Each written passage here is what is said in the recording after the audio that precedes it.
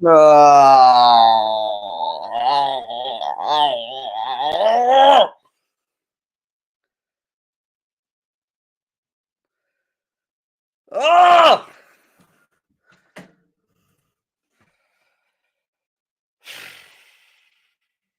Guys, if the Wi-Fi is really bad to start off with, I'm sorry about that. It will sort itself out very soon.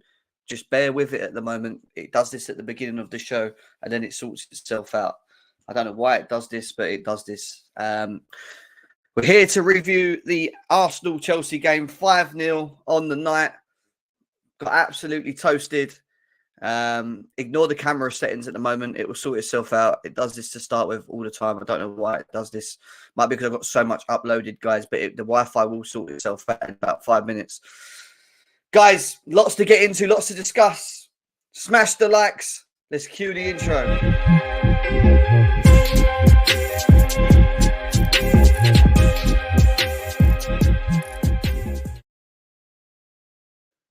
Yes, people, welcome back to GNA TV and Chelsea Fan TV for this match review between...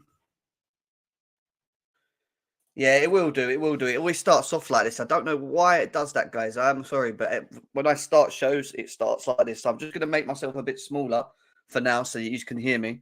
But yeah, it will in about 5-10 minutes recoup itself. It just does this at the beginning at the moment on StreamYard. It keeps doing it, but it will clear up. Guys, smash the likes. We've got a lot to talk about. It is going to be a run, unfortunately. We're going to have to get into things. We are going to talk about the players. The players will get discussed later on. We've got the panel to join us as well. We need to talk about the big issue in the room. All right, yeah, we know the recruitment is a question mark, the board, etc., etc. But we have to talk about Pochettino. I'm sorry, we have to.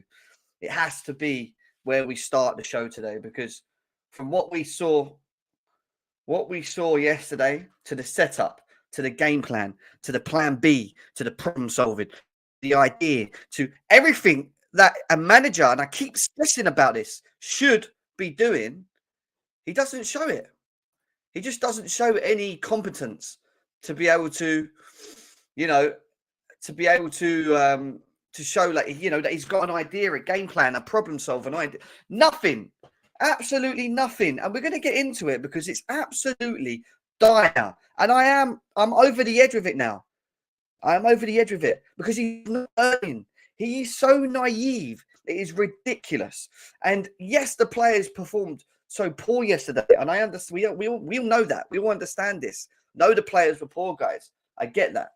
But however, he does not help the matter. He does not help the matter. He doesn't help himself. He continues doing this. He has this naive way of seeing things.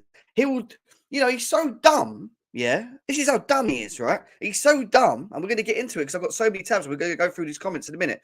He's so dumb, right, that for the last 2-3 games, we've been playing a defensive pair of Chalobah and Silva, who, funny enough, ain't going to be here next season. But guess what? Still at the moment, out in terms of chemistry, the two that actually are performing the best, drops them in a big game against Arsenal, where we have the opportunity to have an effect against their chances of winning the title, and decides to start a player that's been just shit, absolutely crap. Yeah, let's not even cut corners. A player that's been crap pretty much most of the season, in and out of injuries, and Disgrace, who it just fell off form. I don't know where he's gone. He's just disappeared in his own mind. But they both haven't been playing that much in recent time, and we decided to go back into that. So rather than having just one fucking problem, or two, actually, with Gusto and Palmer out, yeah, he decides the best way around it, in all of it, in his opinion, is to add more problems. Let me put more problems into the team, and we're going to get into it all. And this is why, if you ask any of the panel when they come in, right, later on in the show today, if you ask any of the panel when they come in, I was fuming in the group chat yesterday. As soon as I saw that lineup, and it wasn't to do because Palmer and Gusto weren't there. I knew it was going to be hard days.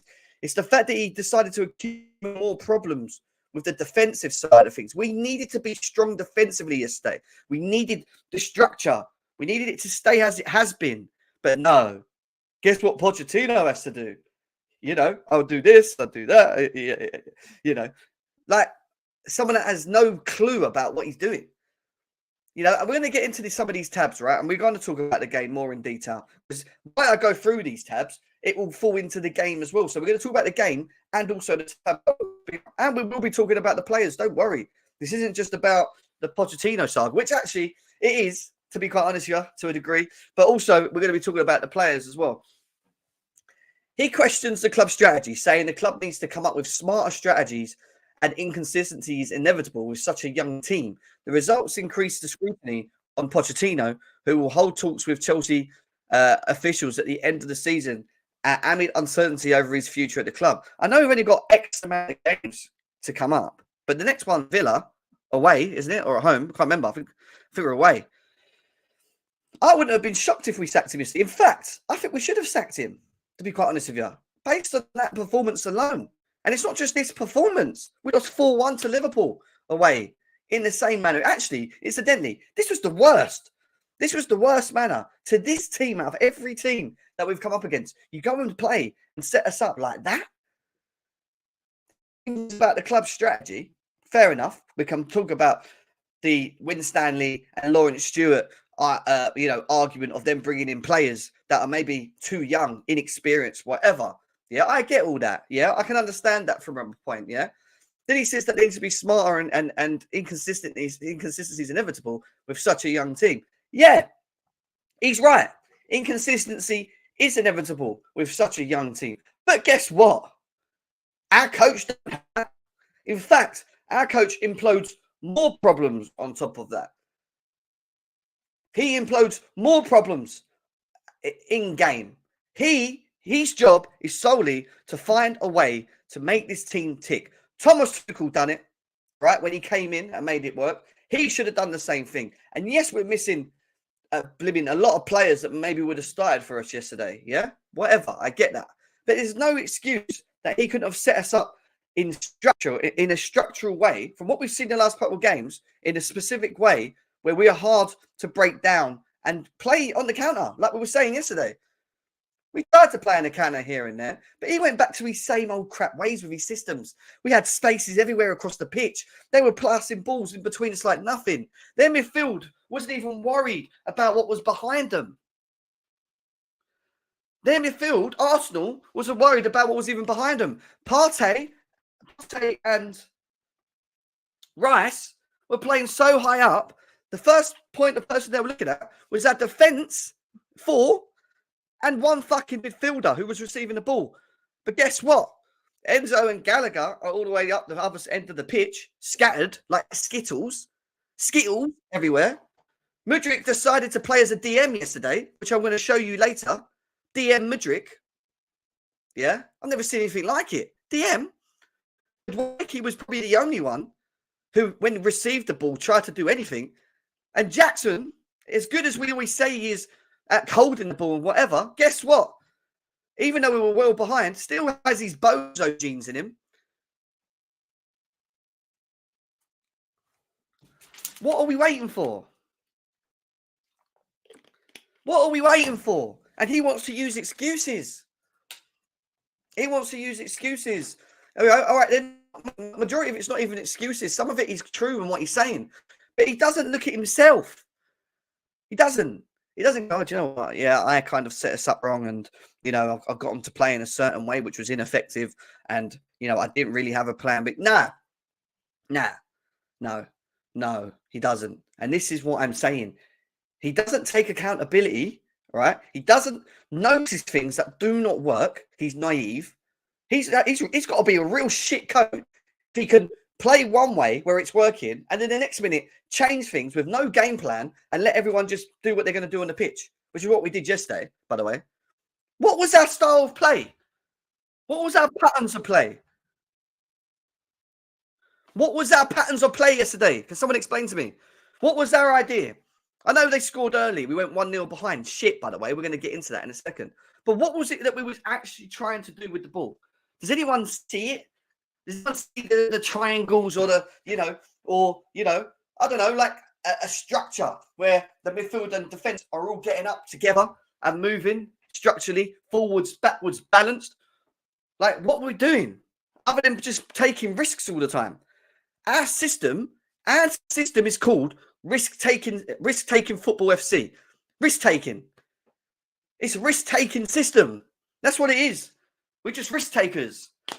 And he moans about consistencies and these players being inconsistent and losing games inevitably. But guess what? His risk-taking system that he keeps setting up on these players to play is one of the big reasons that why they were suffering. And to be quite honest with you, yesterday, right, most of them, I would say, most of them didn't even want to play for the team. They didn't want to play for him, actually, not the team. They didn't want to play for him.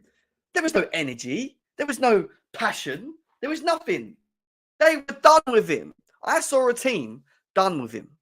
You want my truth? Honest truth? I saw a team done with this. They were fed up with what they were being asked to do. The risk-taking, you know, receiving balls and having no one around you and having to beat one or two players and play an amazing ball over the top. They were fed up. I could see it in their performances. They didn't want to be there. They didn't want to be playing in that side. Even the players even looked like they didn't want to play in that system. Tell. It was shit. And we ain't finished yet. We ain't finished. We've got so many tabs to go through. I can't even explain. I wish this Wi-Fi would sort itself out. It's doing my nutting now. Sort yourself out, mate. 1 second.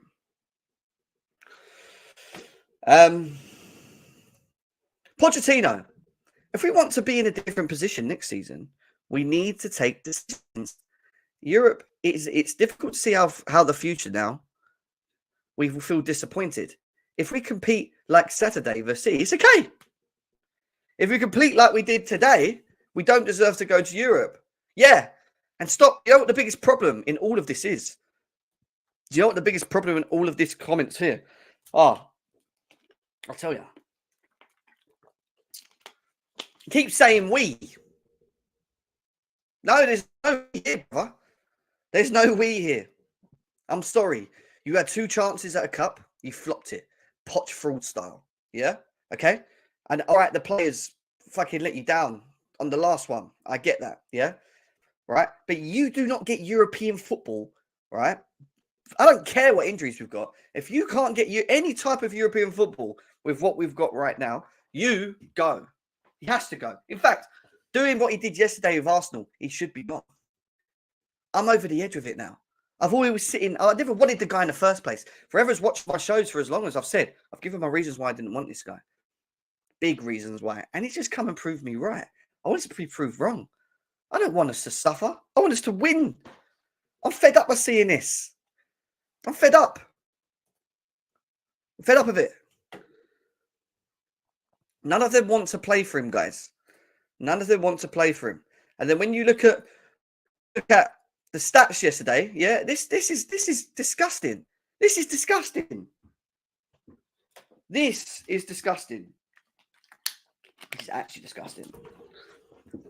Did you know in 55 minutes of the game yesterday, right? We had 55% possession of the game. 0 shots on target in 55 minutes. We had 0. At the end of the game, we had 1. We had 1. And guess where that came from? Guess where that came from? Raheem Sterling free kick. Yeah. Raheem Sterling free kick. So, you know, what were we doing the rest of that time other than getting bent over and him doing this?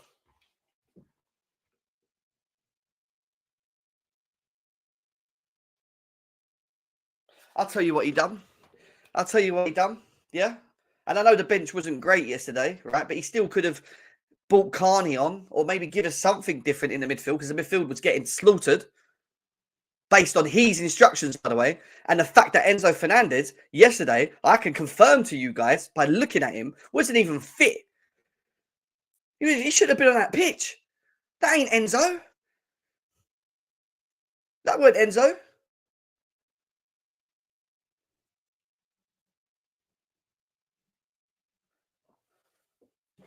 What did he do? What did he do later on in the game? He got that embarrassing. He decided to make it even more embarrassing for the team. He decided to make it even more embarrassing for the team. What did he do? Can anyone remember?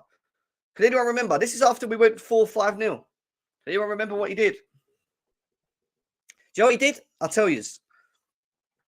He decided to go to a back five.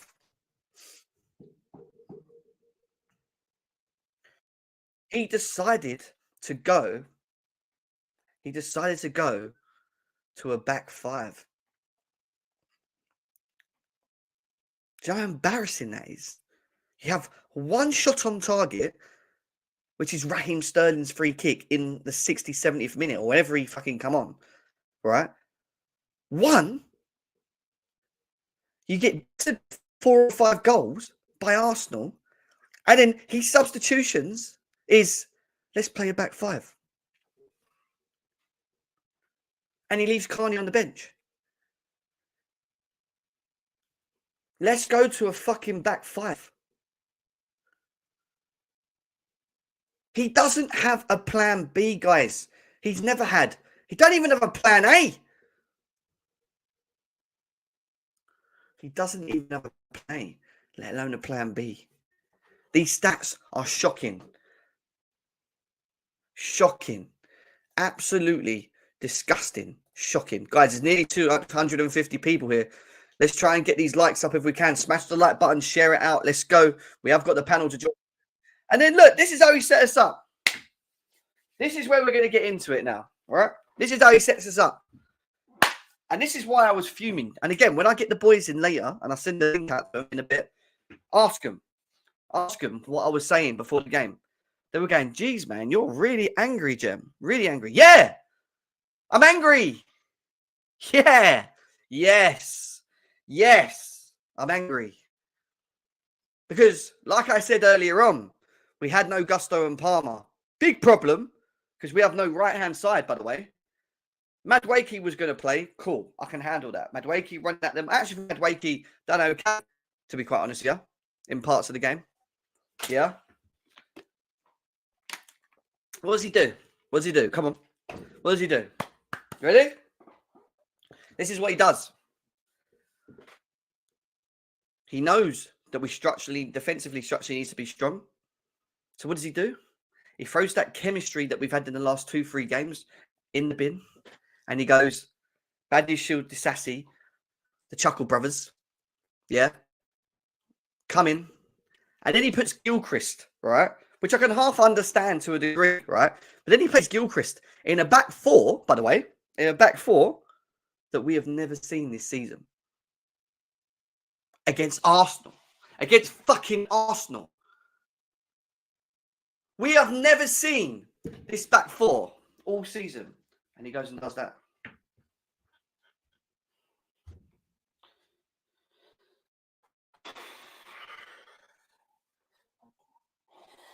So we already had 2 problems. Right? But this guy decided to add another 3. This guy decided to have another 3 into the game.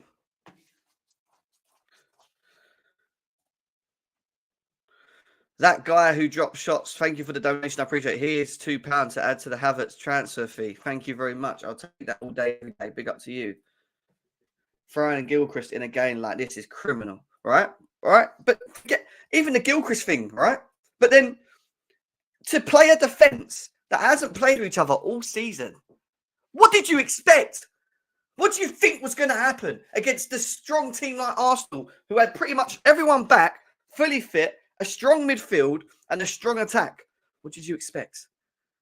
What have we seen from Badiashile and Disassi? Do I need to remind you? Should we talk about it? Newcastle away. Yeah? Should we talk about Burnley at home? These 2 in the middle were a big reason why Monaco nearly got relegated. I know you've got to try and build chemistry. I understand it.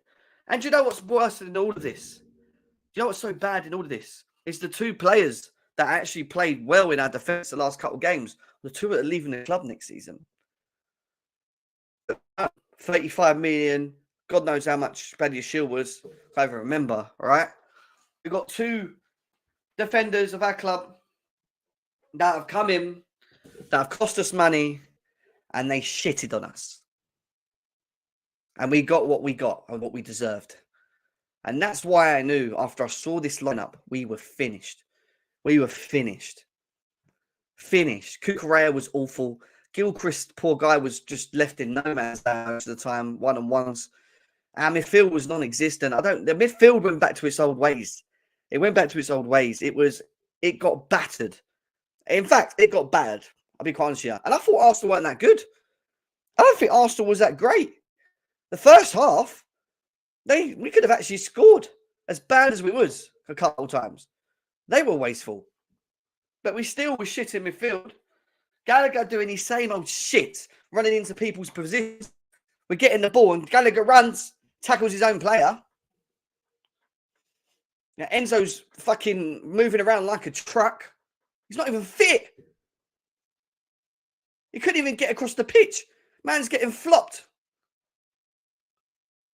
That ain't Enzo. I'm telling you, that is not Enzo. He's not right. I can see it. And Caicedo, well, Caicedo. Our midfield, and I keep saying it, risk-taking football. Our midfield is made to play risk-taking football. That's what I call this shit system. Risk-takers. Risk-taking FC. Risk-taking FC system. And guess who fucking puts us into that? This shit manager. We are not going to get any better. And I don't want to just hear there's idiots still on this app, right? That still sit there and go, we got Nkunku out and Lavia. And, you know, we lost Palmer and Gusto. You know, we could have made a full team, you know, of which is an A team. Which, yeah. So when you look at it, yeah, that could be right. Yeah. This is why we can't blame Poch. No, I don't blame him for nothing. He needs all the players available that are around. I'm telling you now, this guy with a fit squad, right, would still set us up playing in this risk-taking football. Our midfield will still get dominated. Our midfield will still have the same problems. In fact, it might have been quite interesting because we'd have Lavia. And Lavia is a DM. He will sit. So maybe it would help his systems a little bit. He's risk-taking systems a bit more. But guess what? I guarantee you all the money in the world. Lavia would be the most deepest receiver of the ball from the defence. Yeah. And guess where Enzo Caicedo will be? Fucking God knows no land where he tells him to play. We have Mudryk playing as a DM.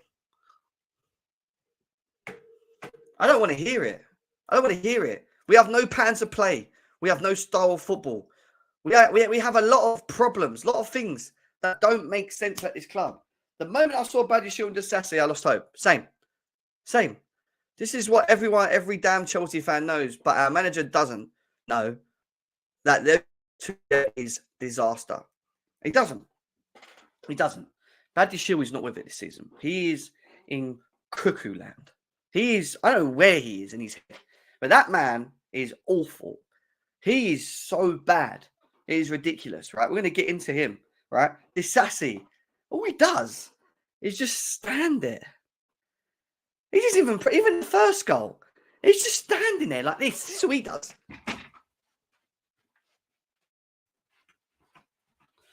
Press the ball, bruv. Press. What are you doing? Just let them invite pressure on you. He just stands there with his hands behind his back, going backwards.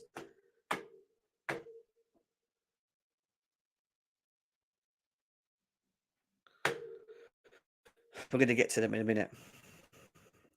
And, you know, this is for the people that still stick up for Pochettino. Just so you can see this. Look, this is not Poch's fault. No! It can't be. He hasn't got all the players he needs. This is not Poch's fault. Fuck off.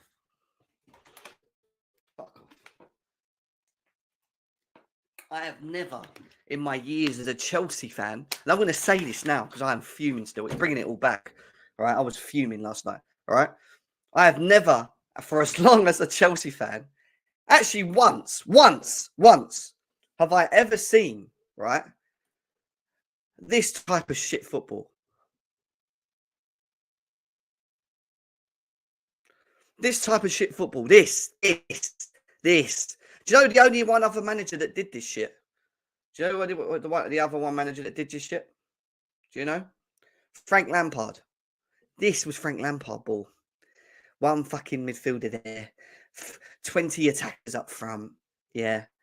And massive gaps between the midfield, defence and attack. Yeah. Right? This is shit. This is shit. This is system, guys. This is patterns of play. This is structure. This.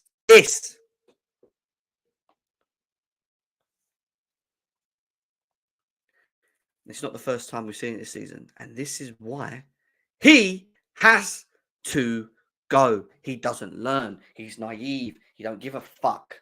He just wants to play the same way. He wants to make the midfield play risk-taking FC football.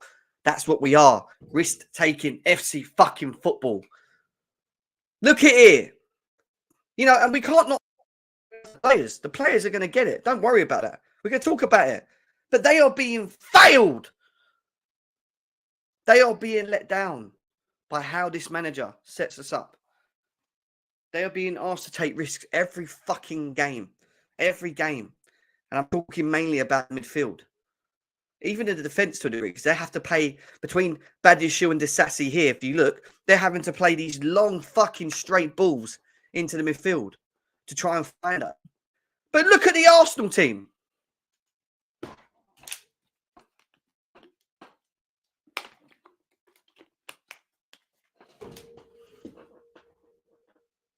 Oh, we're getting to that. We're getting to that. And then, you know, we're coming to this. This is beautiful football, guys. Look, watch. Watch this. You ready, yeah? Let's watch it. Let's watch it. Hopefully it don't. Right, watch. Yeah? Watch. All right. Watch Mudryk. Look at Mudryk. He's playing as a pivot. Ooh, look. Mudryk. Here.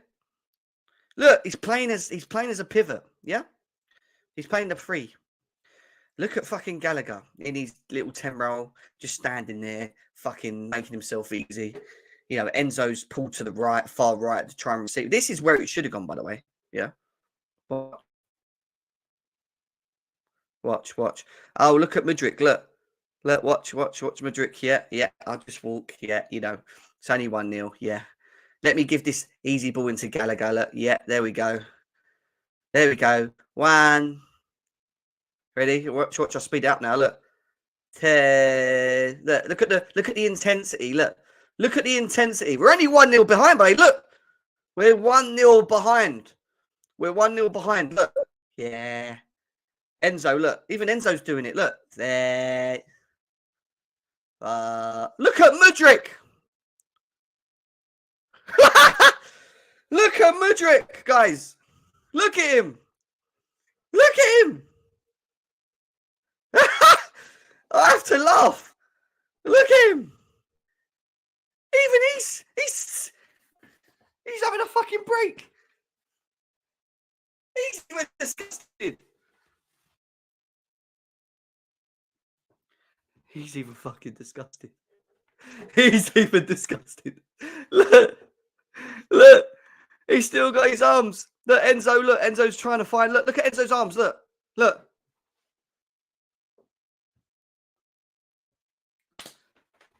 That explains everything of ruining a great ball retainer, passer, mover of the ball.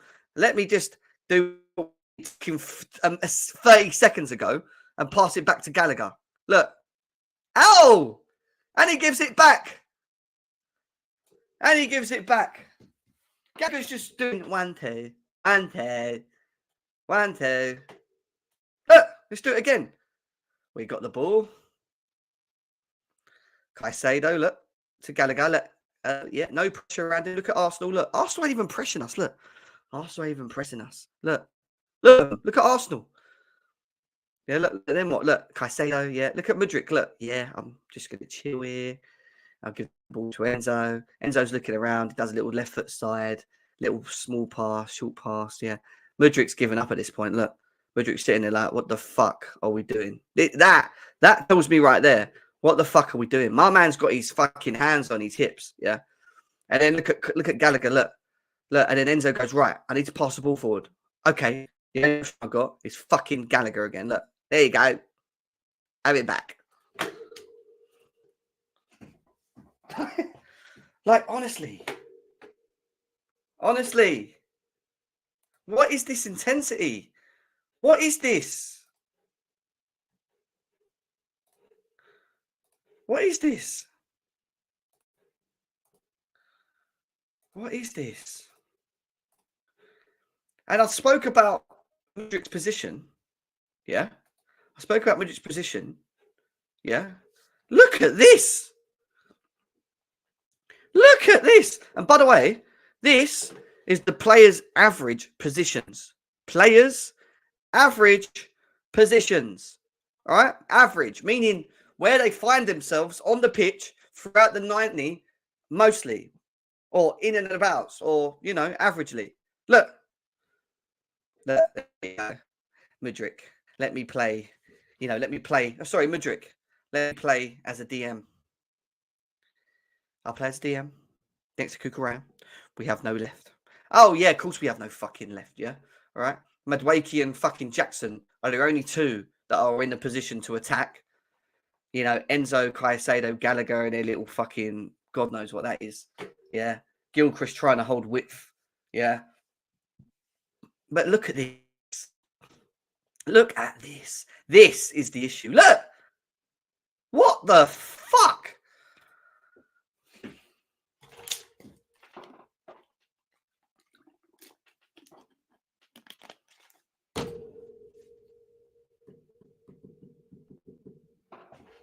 Fuck. What the fuck, guys? Honestly. What the actual fuck? Well, we ain't done yet. I ain't done. Trust me. We ain't done. We're going to get to the players in a minute. 30 minutes in, guys. If you ain't tapping screens, hit the like buttons. Guys, hit the like buttons for us. Get this over 100 likes, please, if we can. Get it out. Share it out as well. We need to get as many Chelsea fans in here. And we need to get the deluded ones in here as well. We need to get the deluded ones in here as well. Let's make sure we do that. The thing is, we all want the same thing. We really do. It's quite sad. We all just want to... I want the fan base to unite in this. But shit, I still hear from people. You know, a mid-block isn't working when the opponent is constantly getting into the final third as opposed to keeping them trapped around the halfway line. But it's even worse when we're playing teams like Arsenal who create overloads against the defence. Look, 5 versus 4. Well, actually, I need to zoom out. 5 versus 4 every time. And what did I say yesterday, G? What did I say yesterday? I said, if we're going to be successful, we have to cut out the gaps in the middle. Havertz. Fucking Havertz. Kai Havertz scored 2 goals against us. Kai Havertz, guys, stumped on Chelsea Football Club. Kai Havertz. All the haters that hated him. He's dumped on you. Odegaard. Fucking Rice playing a forward position because we've got Partey in the team. Rice playing further forward in the holes. What the fuck is this? What is this? What is this? What is this?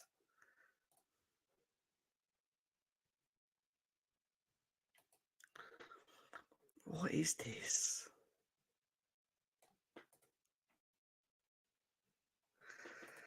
I'm just getting tired.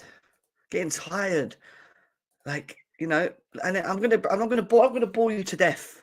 I'm not gonna bore you to death, but these are Mudryk's position. Basically, the team's stats. Mudryk's position is how deep? Yeah, literally, which I showed you already. Mudryk's average position playing as a DM yesterday. Yeah, all this stuff don't mean anything to me. I don't really understand it. But then when you look at the patterns of play, all right, passing work. Yeah, This is our passing network.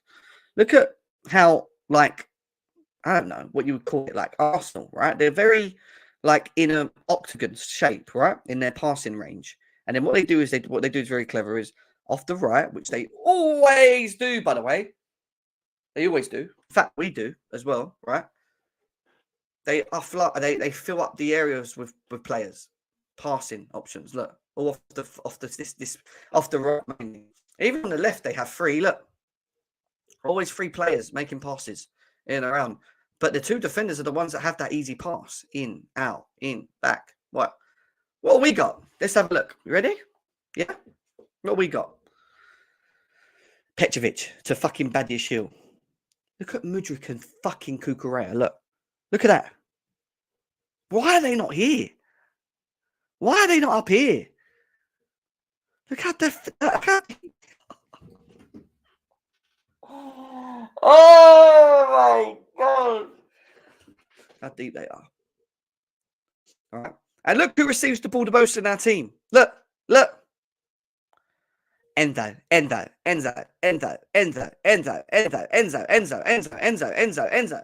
Half fit Enzo. Here you go, Enzo.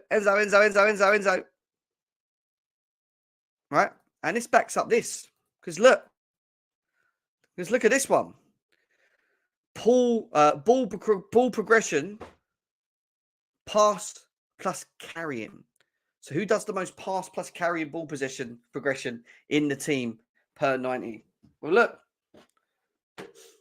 Just putting it out there again. Our fucking semi-fit number 8 in the middle, who didn't have a great game yesterday, still carrying and passing. Look at his ball progression rates. Look how far up he is. He's nearly up there with Saka.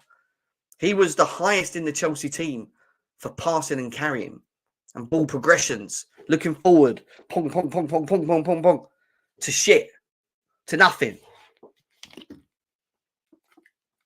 He was in the twos, and Gallagher was behind him, who in fact should have been one of the highest anyway because he's playing a 10 role.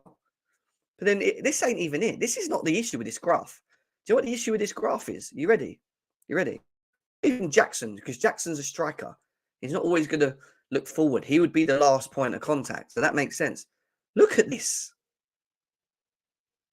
Look at Mudryk.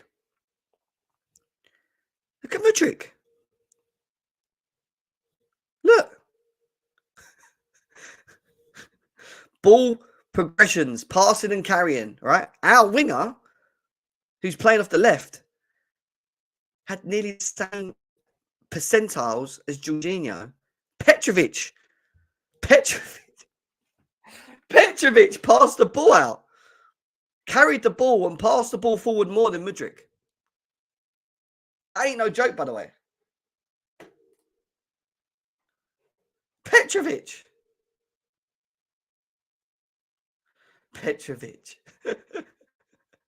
Oh my God. Petrovic had more ball carryings. Like, we've got a little bit of news for you around Pochettino in the Daily Mail.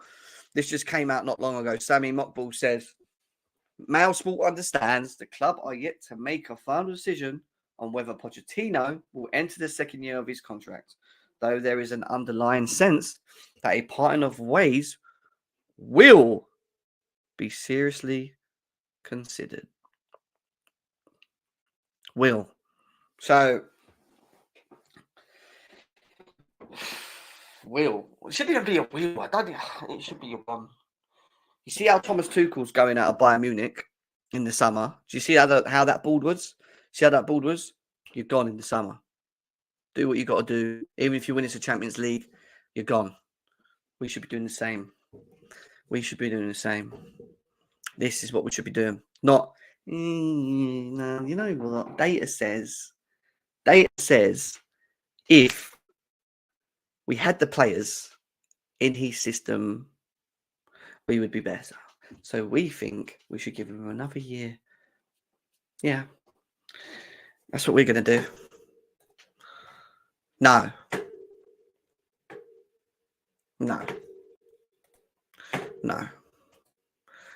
I'm sorry. Listen, you guys want a repeat of this next season? Do any of you want a repeat of this next season? Anyone? Does anyone want a repeat of this next season? Does anyone want me to refresh their minds? Does anyone? Is this what you want? Is this what we want as a fan base? Yeah, that's what we want. Look at the scores.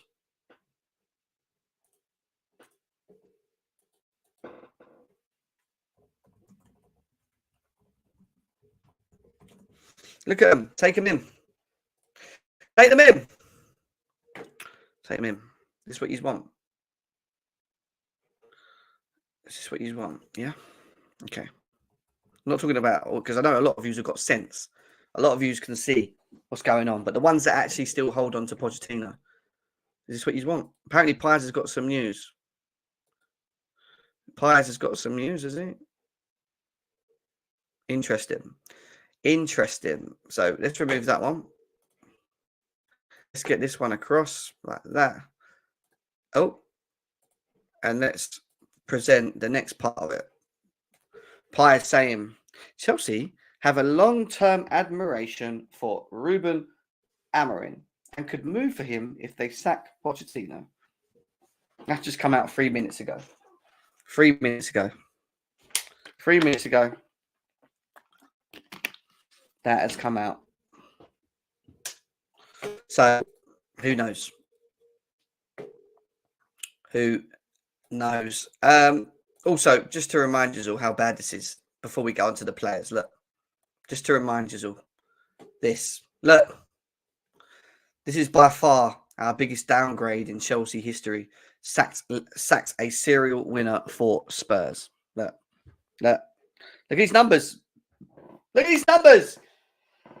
Look, 45 games, 22 wins, 9 draws, 19 losses, fucking 91 goals conceded, and 91 goals scored, 70 goals conceded. And you know what? He's only done 45 games. Tuchel, 100 games, 60 wins, 24 draws, 16 fucking losses, yeah? 168 goals scored, 77 goals conceded. 77 goals conceded in 100 games. Look, this is what we're going to get for another season. Do you want to do another season and see what we get to 100 like?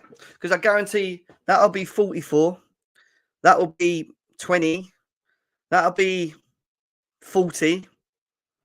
That'll be probably the same. Probably score lots of goals once everyone's back. But this will probably be about fucking 170. Fucking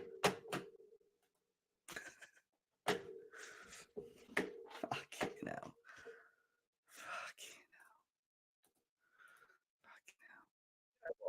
We're going to move quickly away from Pochettino.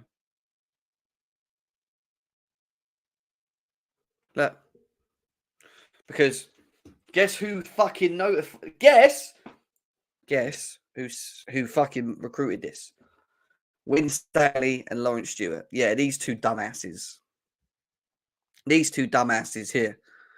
Mauricio's experience, standards of excellent leadership qualities, and character will serve Chelsea Football Club well as we move forward. This is when we got him. Yeah.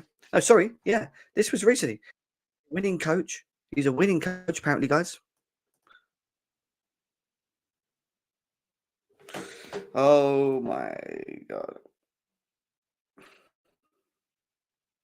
I don't even know what to say. Just read it, guys. Just read it. Just read it for a second. Just read it for a second.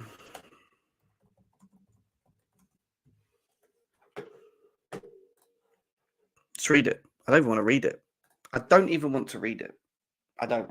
I need to get some air.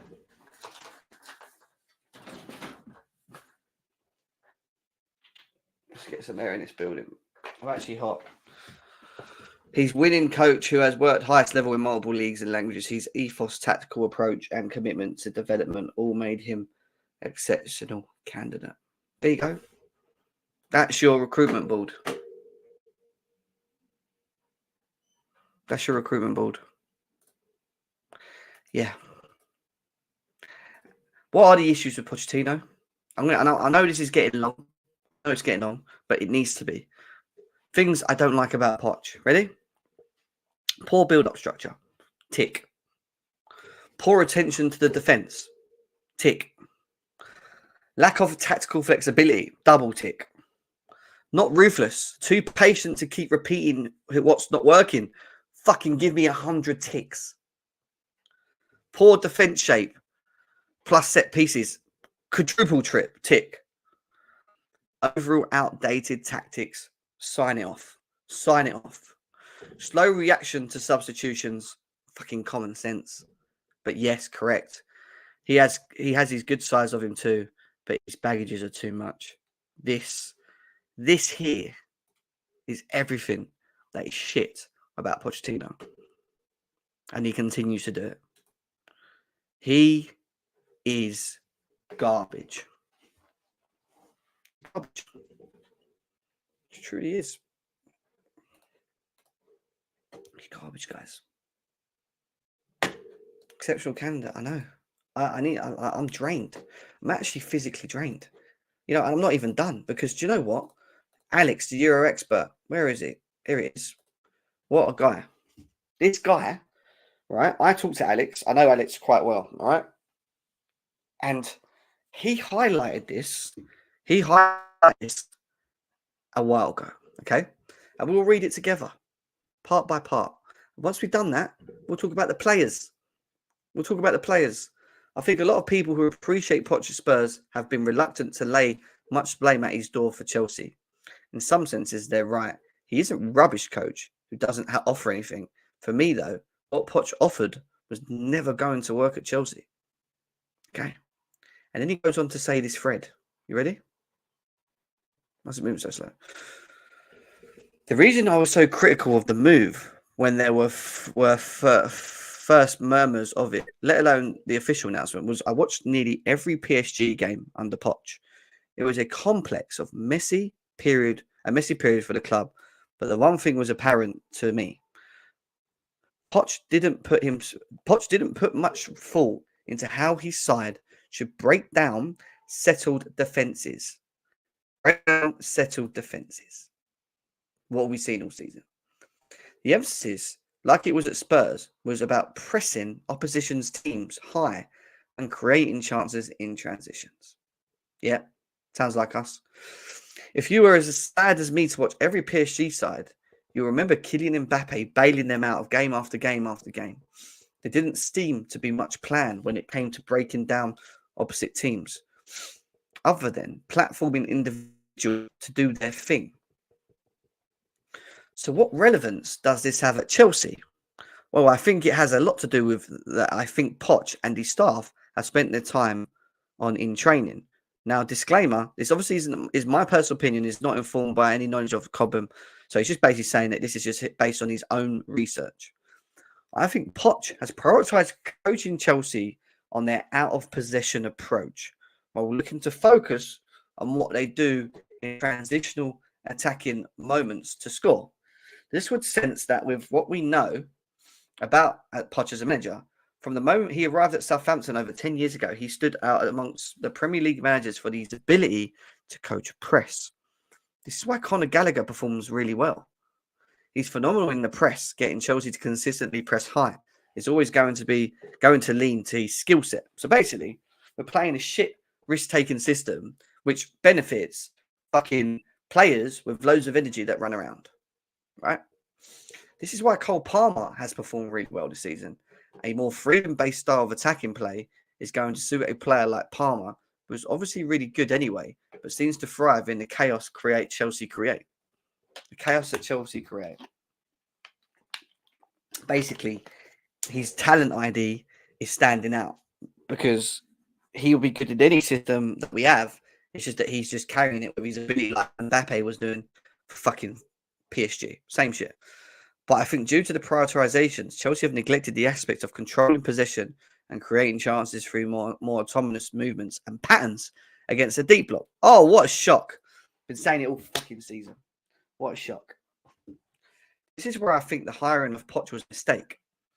It's fine 7 years ago at Spurs when deep blocks aren't as well coached, and B, the team aren't as capable of playing through pressure. True, I agree with that. But this is 2024. Nearly every Premier League team has a top quality coach. Nearly every Premier League team can find a way to play through even the best out of possession systems. And nearly every Premier League team is capable of putting out a muddy defence block that stifles creativity, requires well-coached attacking side/golden talent to break down. Facts. By hiring Pochettino in 2023, you're banking on what he has done in the past, still working today. Outdated tactics, which is what we're talking about. If anything, what we've seen is unsurprising in the context. A press that can sometimes create high-quality chances, but does get played through. A lack of rotation/plan in the final third against deep blocks. Facts. Big facts. This is why Enzo Fernandez struggles. Enzo Fernandez has struggled. You put him in a side that lacks patterns in the final third, i.e. lacking runs that he knows are coming, that he can make passes into. Read it again, guys, because this is a fucking big thing. You're putting him in a side that lacks patterns in the final third, i.e. lacking runs that he knows are coming. You work on them. You work on patterns, runs, people that know that when Enzo gets the ball, they go that way. That he can then play passes into. You can't do that. How many times yesterday did he get the ball, ping a ball over the top to Mudryk, whoever, and they didn't even run? They weren't even running, but they should have been running. Okay? This is why Moises Caicedo has struggled. He's been playing in a Chelsea press, always aims high, but doesn't necessarily work, leaving him with a large amount of space to cover every game. Every fucking game. Guess what that is? Risk-taking FC. Risk-taking system FC. Right there. Right there. Right there. And that's why Moises Caicedo struggles. And I said it already. We ask too much from our midfield from a risk-taking aspect. Too much. Too fucking much. It does not work, what we're trying to do. Whatever the fuck he is that he's trying to do.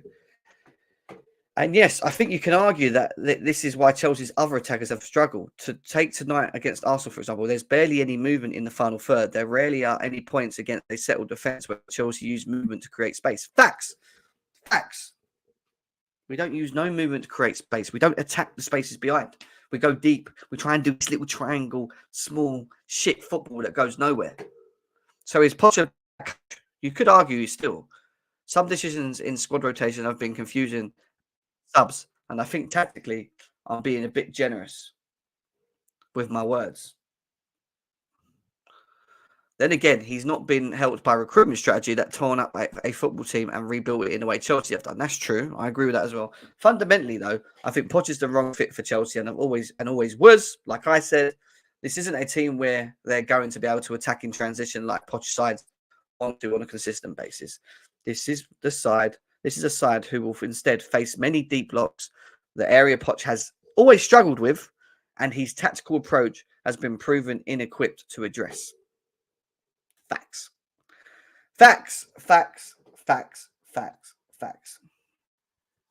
Gem, anyone with a brain and see all these people, but all of this, but people still want to blame Enzo for being too slow. Or I say, I know, Nike. It's quite embarrassing. It's quite embarrassing. Pies Dagger.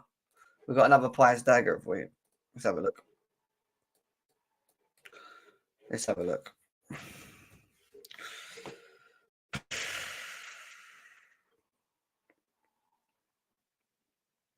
Okay, we've got some news. We've got some breaking news here. Let's go to it. Guys, make sure you smash the like buttons, please, as well. Let's get these likes up if you can. I'd massively appreciate it. Chelsea could consider offers from Saudi Arabia for Sterling, but he doesn't want to leave. Matt Law, the div. Sources say there is already top coaches who would be prepared to take over Pochettino and would be excited. There you go. Look, that's a good sign, if that's true. But who? That's the fucking question next. That's a good sign. Give me some. Give us. Hansi Flick's apparently among them, guys. I've heard. Someone just said. It's not just Ruben Amorim. There's talks about Hansi Flick. I've heard as well. Yeah, there is. There's Hansi Flick. There's Ruben Amorim. There's probably some more as well. Yeah. Yeah, there we go. Chem, you should have looked at previous clubs from Brian Shutter. Average players from average clubs. Yes, partly, but not all. Not all for me. Partly, but not all. I agree with it partly. New contract extension, Marcus Cucurella. Flick. Anyway, let's talk about a player. Before we go into player ratings, let's talk about a specific player. We got to do this quickly because this.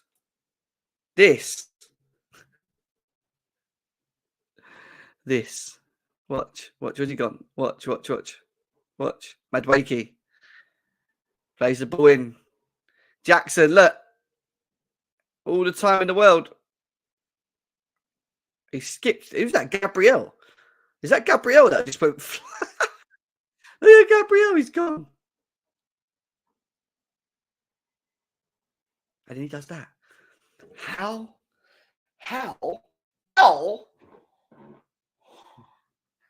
does one man's brain get to that position as a striker and try and go in the small? How does one man's brain go for that corner? How? He had all of it here. In fact, do you know what? It doesn't even matter because we were this far behind, but it does matter because it's still shocking.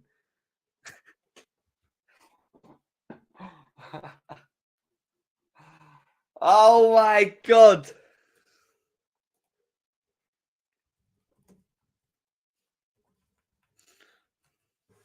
Oh my God.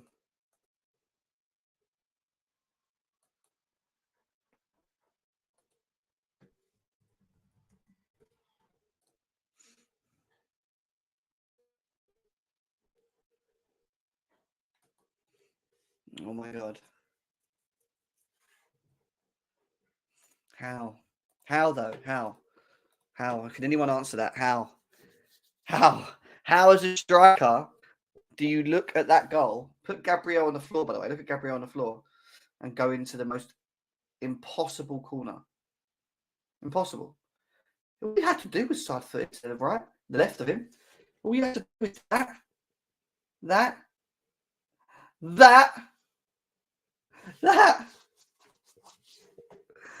Oh my goodness.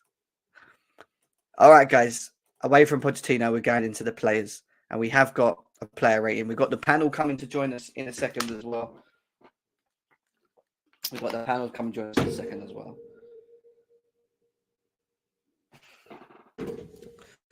Petrovic.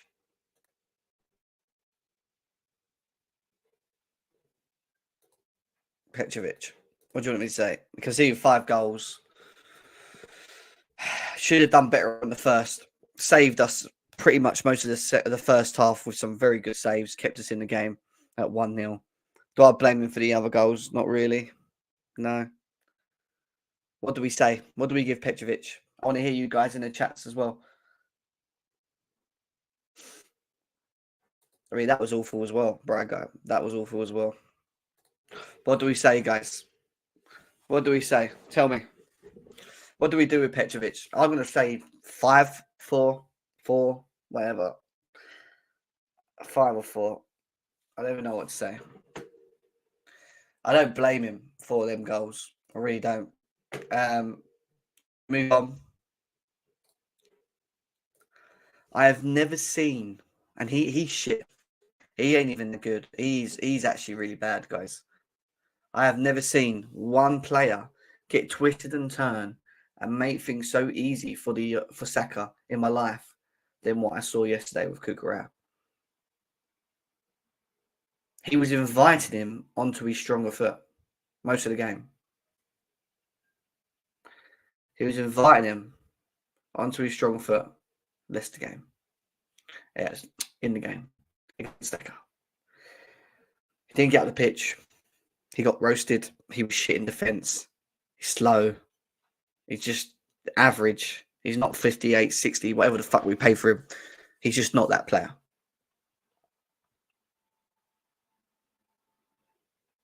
Yeah, we can go negative. I'm in a negative mood today. 0.5. Does that sound good? 0.5? Was it 1? -1? -2? -25? What do you want to give him? Because it's fucking awful. Awful. Awful. Awful. I don't even know what to say anymore. But we've got to talk about this guy. Because... oh my goodness, this guy. This guy I need to breathe for a second. Give me 2 seconds. This guy I need to breathe for a second. This guy I need to breathe for a second.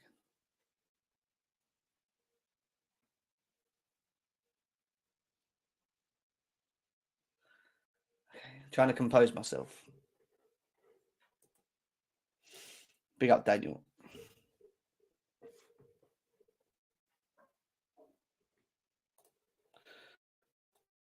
All right, let's go. Okay, I'm ready. Okay.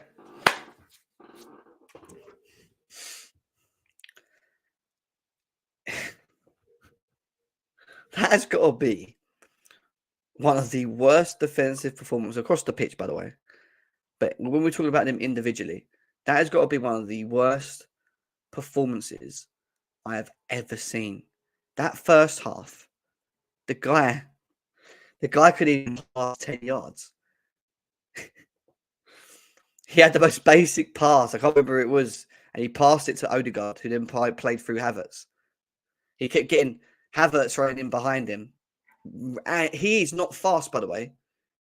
He is not fast. He's fucking averagely slow. Okay. He's passing. He's shocking. He's defending. He's shocking. He moves like a truck. He moves like a truck. He's literally a 42-ton truck. He's a 42-ton truck. His reading of the game is crap. This is all on Pochettino's fault, by the way, because he's in shit form, right? Yeah. He just ain't good. He really is not good. Like, he's bad. I'm sorry. He's even in the second half. How many times did they play through him? How many times? How many times? Because we spent money on him. Actually, how much did we Chelsea get? I'm going to have a look.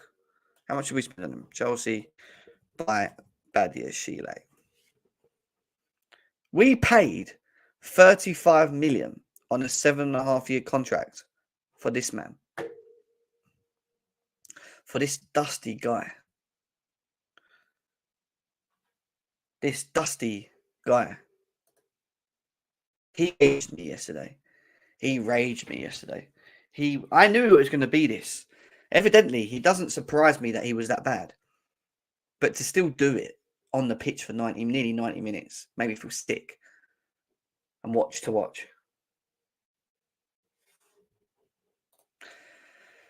We could lose all the games, but not Spurs. I will give him a 5. I'm giving him a -5. And what game are you watching? What game are you watching? He is 35 million for him. Nah, I'm sorry. Nah. Sell him. Sell him.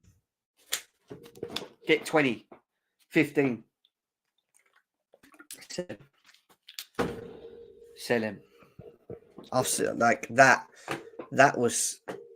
If he's come back with an injury, if he's come back off that injury in this kind of form and can't find his form after these injuries, sell him. Sell him.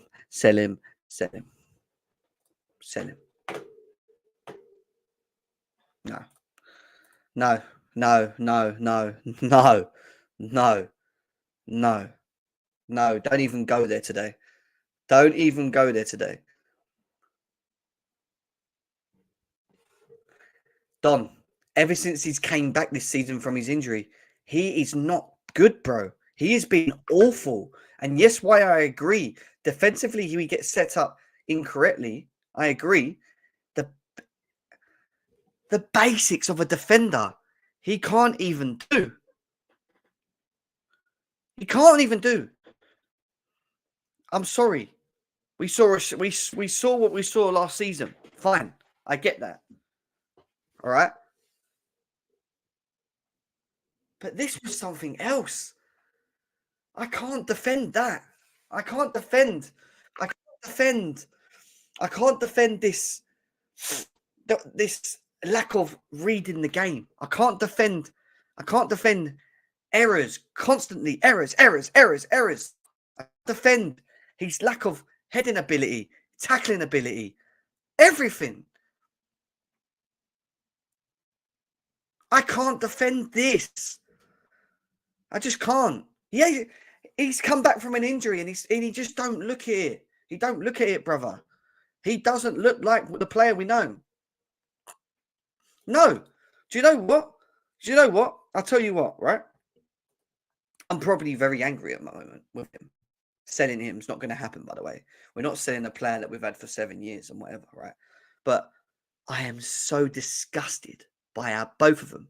But I'm so disgusted that every time he's came into this team this season, I've had to watch the performances that I've seen from him. He's been so bad. Don, the first 20 minutes of the game, bro, the guy couldn't even make a basic pass out. He done a fucking 10-yard pass to fucking Odegaard and then got passed around. And it happened constantly.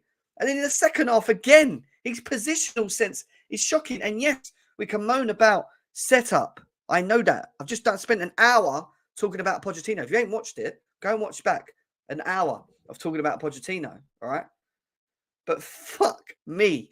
The things that I've always questioned him for, specifically, yeah, even before this game, moving like a fucking 42-ton truck. He's like a truck. He's slow. He's reading the game's crap. His positional awareness is crap, which could come with system. To a degree, that part. But everything that an ability, like players of, like a defensive player should have in terms of his ability as a player, is not on display. We've seen it from Chalobah. I've seen it from Silva. Fucking hell, I've even seen it from parts from Disassi. I've seen it from parts of Disassi. I've not seen it from him. Not once this season. He has been that bad. Yes, he does get all of them have the Poch phobia. All of them. Listen, I've gone through Pochettino, guys. If you've not watched the first hour, I dedicated it to him. Go and watch it. I've only just got to the plays now. But I cannot ignore some things. As a fan, I cannot ignore some things. You guys are saying that I'm being overreactive about it. I might be a little bit with the selling. I'll take that. Yeah. But I can't work out in my head what he actually does good. What he has been doing good, because he's done fuck all good this season. This ain't just the first game. I've not seen a good performance from him. Name me one. He should have been played yesterday. Oh, 100%. We know this. You saw me in the group chat. He shouldn't have. But he did play. And we held 5 with that defence. A back 4 that we've not even played with the whole fucking season. Yeah, that. I'm not even going to call him whatever I want to call him. Manager. Whatever he is. He ain't a manager. He ain't a coach. Don't know what he is, to be quite honest. I don't. Yes. He played well against Blackburn. Is this what we're doing right now? How many games has he played again? How other games has he played? Burnley. Newcastle.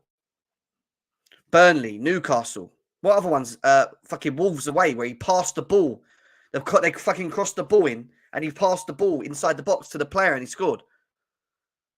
Like, how are we going to keep defending this guy? How are we defending this guy? And I'm not saying it's not just Poch. We know the Poch thing. I've done an hour on it. Past him now. Talking about the players, the ability, how much we spent, what we're seeing. Yeah, it was good. Parts through last season. I questioned him last season, by the way. Even though I liked him, I thought, yeah, this is good to see. I still questioned him last season. I don't like the way this man reads the game. I don't like the way this man reads the game.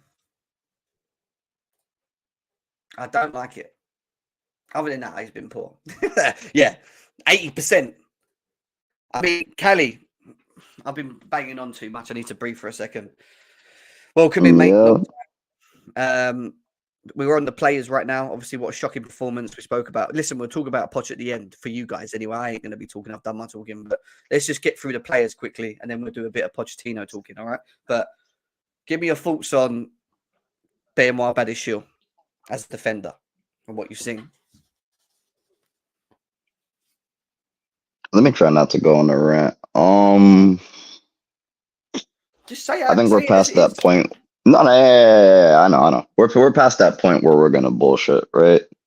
So from this point forward, when it comes to the players, if we're focusing on the players, I'm just gonna be flat out honest on who's good enough to be at the club, who's not good enough. I'm not even gonna rate performances, because if we're rating performances, everyone gets a 0.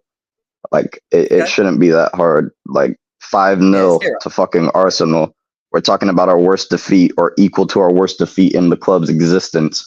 We're talking about we haven't beat Arsenal since Tammy Abraham. Am I right? Am I high? Bro, we haven't beat Arsenal in like I think 3, 4, 5 years. Like this is a disgrace. But let me not get on a rant. Like I said, Badiashile is not good enough to be at the club. For anyone think I'm having a Badia fucking Disasi war since everyone's on the player agendas, Disasi's not good enough either. But right now we're talking about Badiashile. That positional awareness is poor. I don't care about the setup. I don't care about Poch impacting and inhibiting the players. I don't care about none of that because we all know Poch isn't good enough. This isn't what the conversation's about. The conversation's about, is the player good enough on their own natural abilities or talent that we've seen based on the money we've spent to be at Chelsea Football Club? And the answer for Badiashile is very simple. The answer is no. I don't have anything else to say past that. He shouldn't be at the club, but he will be at the club. Make of that what you will. Forward, Badiashile, welcome in. Obviously, what a shit show yesterday, bro. I didn't expect it to be that bad, but Jesus. Ads. Let me call him. He's still got forward in his name as well. Ads. No, it's just the Twitter. I don't know if you've been watching me actually in the last hour. I've spoke about Poch. We are going to talk Poch at the end of the player rating. You guys are, not me anyway. I've had enough to talk about Poch, but we're just going to run through these player ratings on the basis that we've got to talk about it still. I mean, I know you've been a semi-fan of Benoit Badiashile. I mean, what was your overall thoughts on his performance yesterday, man?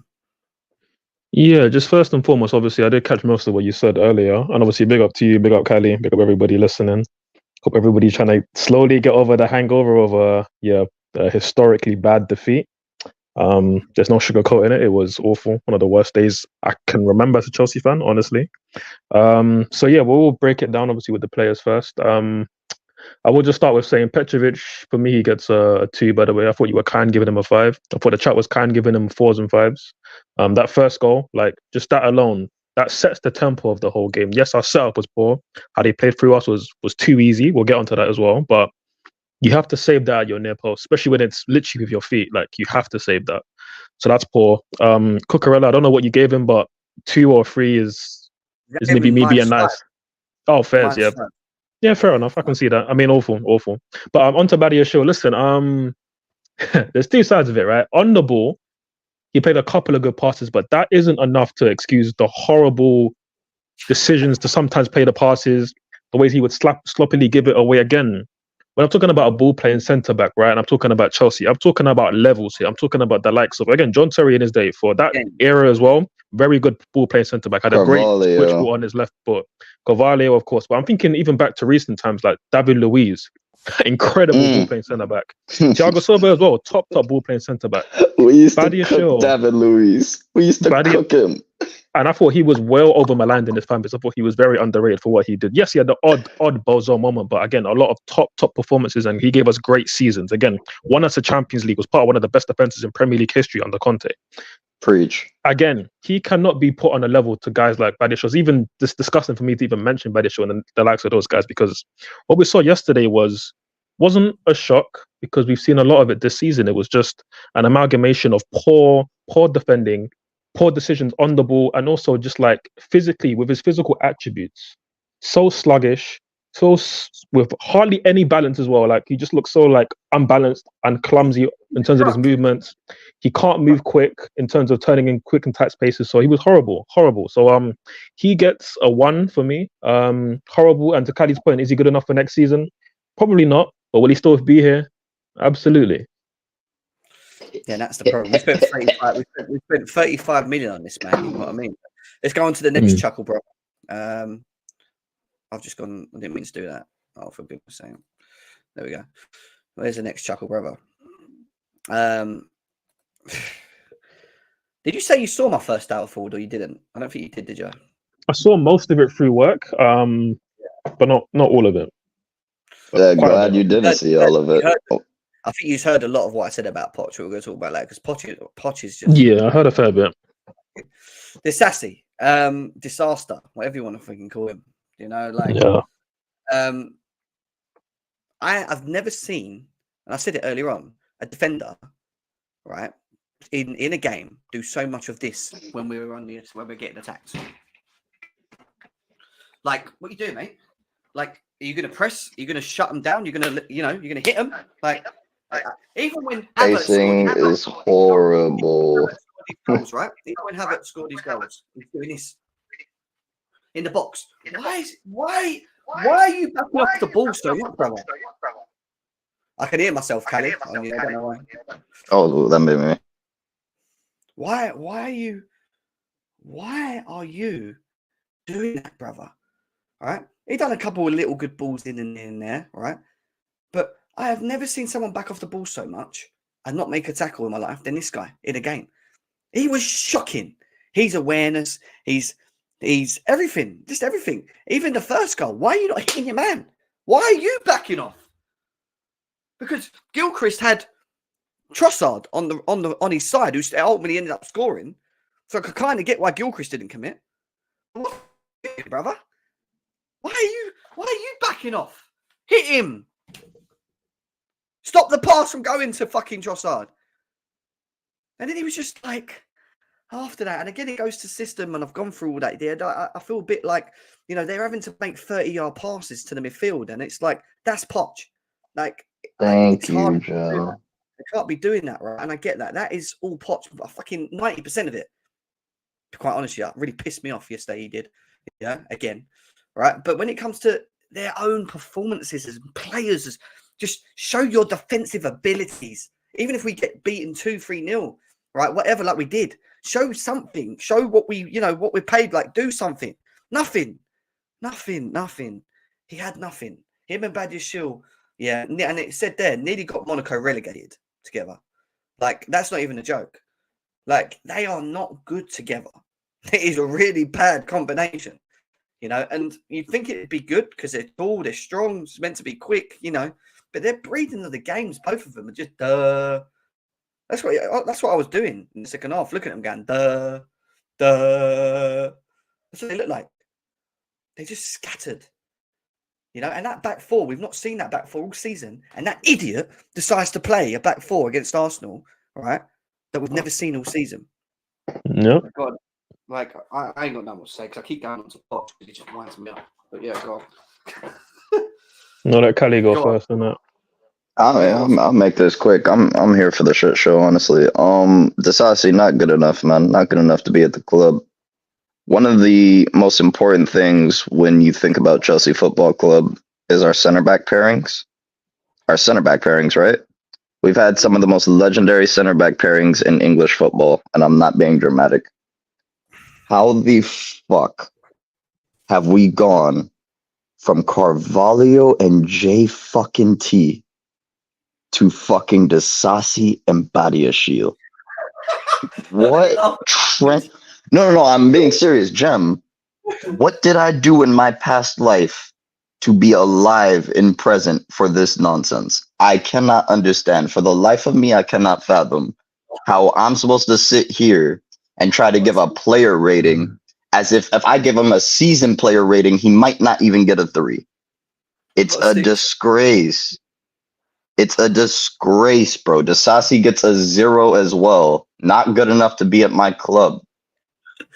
I'm gonna wait for Forward to come back, so I'll stall an extra few minutes. Let me put it to you guys this way. Anyone that watched that game yesterday for 90 minutes, this is what we watched. We watched Petrovic save a goal. Too many saves Petrovic made yesterday. It should have been like 9-0. He would then distribute the ball to Disasi or Badiashile. Our dumbass manager Poch decides to set up our defense with about 40 acres of land in between the midfield. Both of these two cannot pass properly all the time consistently. So Badiashile will kick it out to Enzo. Enzo, by the way, who's possibly injured, cannot collect the ball in time. So you watch Odegaard or Havertz pick the ball off them, continue down, and drive straight back at our goal.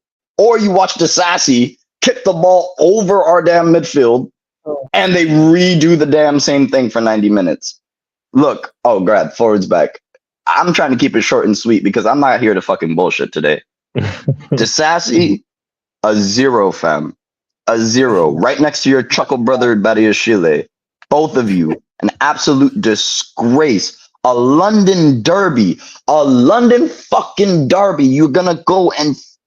I'm done. Hey, a 0. A 0. Go on, Forward. Yeah, no, it's a disgraceful signing, to be honest. He's awful. And it's funny because a few months ago fans were getting like over the top with Disasi praise because he did a few last stretch tackles, and there were some good performances like the Etihad. That was a good performance, and some others as well. But I was never convinced by this overly aggressive passion merchant who technical ability isn't at the level. Like some decent passes out the back, but technical ability again not there for me. Again, lack of balance as well, not there for me. Similar to Badiashile, again, it's probably the two heaviest footed back line in terms of like a pairing in the league. Like you can't find a pairing more heavy footed than these two. And it's ironic because again, they're kind of meant to be our best centre backs now with obviously Fofana out injured and obviously Colwell out injured as well. They're meant to be the best too. But yeah, it's a 39-year-old and Trevor Chalobah, he was in the gulag for half the season now. Better than these guys. Yeah, both are going to go next season. So these are the main two, and they're putting up performances like this. I'm not going to say that they're the worst, but they probably are based on form. Like they're horrible. So again, he would probably only get a 1 for me. Again, he was brought in just to be like a backup player to a degree, but when you really look at it, right, like for 45 million or 39 million, right, he's meant to be like sort of the more experienced one in the team, and yet with him, like I don't really see any actual like leadership. I see like reactive things like, oh, when something happens, oh, you should have been here or you should have done there, or like a little high five here and there, cool. But like in terms of actually giving that leadership, which is what these guys need, he isn't that. And in terms of actual ability, defending, he isn't that. And I saw earlier in the chat that Pelu said worst player at the club. Listen, he's up there. And I'm harsh on him because he's actually somebody who's meant to have a bit of experience. And good Lord, is he awful. Good Lord. Andrew, I don't know about worse. How are you, bro? Obviously, we got an absolute battering yesterday. We are going to talk Poch at the end of the player range. We're just going to fly through these, just get through it. And I've already done my talk. I don't know if you saw the hour of fucking to take off, like, but we're just on to the player at the moment. So, what's your thoughts on the Chuckle Brothers performance yesterday? That's all on the manager. Throwing them in at the deep end again. They've both been out injured and thrown together again. Changing the centre back partnership again when the right backs already know you're going to change. So where's the continuity? Poch is a criminal. I'll blame the players for bad performances. That's all on Poch yesterday. I'm sorry. It's all on Poch yesterday. Changing 3 at the back 4. Well, 1 was enforced, and I know they played, and that Monaco thing, such an urban legend. I think one of them hardly ever played in that season. So it's such an urban legend, that Monaco thing. But I honestly and it was mostly a back 3 as well at Monaco. Mostly exactly. a back 3. I know. It's just an urban legend people like to bring up. It's like listen, I think Badiashile is good. I saw him under Potter. He played better under Potter. Yeah, I've seen it. I've seen him play well under Potter. This Poch literally he throws players in from weeks out. He's done it to Thiago Silva. Weeks out on the bench, throws him in. Does it with these two. Dasasi was coming back from injury, whatever you think, throws him straight back in for a London derby. Why? Yep. Why? I'm with Callie. I give everyone a 0. I don't care about Petrovic. You cost us that first goal. Thank you. You know what I mean? You could have said, do you know what? I'm fine. It could have been. You know, I don't care. Oh, someone said, not here, but everyone. Oh, it could have been 10. It was 5. What does it matter if it was 10? It was already 5. Who cares? Who cares if it would have been 10? Nah, To one of our most bitter rivals out of their mind. And just for context, you haven't lost 5-0 to a London rival since the 1980s. It's our worst loss. Our worst loss to Arsenal since the 1980s. 90% of this, 95% of this actually. I've spent an hour on Poch. You've already, but 95% is on Poch. I'm telling you now because you saw me in the group chat yesterday, Callie. You did specifically. I was raging before we even kicked ball when I saw that lineup. Oh, when we saw the lineup, we were talking about the defense, and I was trolling. I was telling Jem, I was like, Jem, we're gonna lose 3-1, and Jem was like, no, we're gonna win 2-1. But like he's trying to like bring the positivity into the chat. I was like, yeah, we're cooked. Just in the chat, Jazza B, I've seen a lot. You know why I didn't want Mourinho? Because I wouldn't allow these players or you fans to tell me that Mourinho's crap when he's my greatest ever manager. All right. Thank you, Surfer. Okay, that's what it'd be the same. Oh, if Eden Hazard was still playing, bring back Eden Hazard. No, I will not let this time at this club soil their good. You know what? I've lost my words. They're legend, fam. They're legendary players and coaches, and they don't deserve to be in this fucking dross. Let's keep it open. Yeah, you don't have to come to me you don't have to come to me to my ratings. They're all 0. I'll talk about the players, but they're all 0. No, this is what I was going to say. Well, rather than go through them, right, let's just open it up and just we say what we got to say, and then we get to Poch again. All right, that's where we need to go. I don't rate this. Let me cook Poch, please. I don't rate Gilchrist, but he was hung out to dry yesterday. Complete and utter hung out to dry yesterday with the centre back partnership changing and him basically by himself. I don't know what he was asked to do. Hung out to dry. I don't rate him. Because I'm not seeing that was his first start as well, by the way, guys. Not his debut, his first start. And you change the centre back pairing on him to not help it. You don't put Chalobah and Thiago Silva in to help him get through the game on his first start away at Arsenal. Criminal. Another thing Poch did. Another criminal thing Poch did. Hung this kid out to dry. Hung him out to dry. For me, rubbish. Sorry, I didn't mean to cut you off, but all I got to say on the kid is he for me was a 1 out of 10. Awful, but again, I don't really blame him for being that bad. He's not a natural right back, and I feel like again it's on Poch that we should really be looking to blood in a young natural right back. They're not put somebody like him there who hasn't got the natural athleticism and natural ability to really function as a right back against somebody like a Trossard or Martinelli coming off the bench. It doesn't make sense. He was a 1 out of 10, but again, that I put mostly on Poch. When was Reece James injured? When was he? We knew he was going to be out for ages, even before the operation. The beginning of the season, like October. Yeah, he got injured, then he came back, and then he got injured again. That's the opportune time to start blooding another youngster, another right back. Yeah, that's the opportune time. So when it comes to that, we're not looking to put Disassi or Gilchrist at right back. There's another option there when Gusto is on there. Another thing Poch hasn't done. Why can't we just look at like our reserves that actually are? And we're not got any reserves at natural right backs that play that role and like just give them at least they understand. We do. There's some kids doing well in the academy at right back as well, but the manager didn't want to trust them, and it was weird because we had a centre back like crisis in terms of injury. So I get that. Obviously, with Trevor Chalobah injured, obviously Fofana was out for time. We haven't used Colwell at left back because we had a fullback crisis. But then it's like, okay, you have Gilchrist here, which can make sense as like another backup cover for CB, but get a natural right back cover. Don't waste our season playing Colwell left back, Cucurella right back, and all this nonsense. And then now the Sarsi right back and then Gilchrist right back. Like it's just pure nonsense. But obviously, again, I feel like we just need to get onto the. I feel like we just need to get onto the midfield, to be honest, because again, we need to say a lot on Poch, but there's also things we need to say on these midfielders because again, that was our starting pivot, and that performance against Arsenal is largely unforgivable for me, to be honest. What I will say to you is, if you couldn't see that he weren't right, I'm sorry, because I was watching him most of the game and he weren't 100%, mate. I don't care what anyone says. Look, I'll take Enzo. Like, I'll take Enzo and be fair. Well, I mean, okay.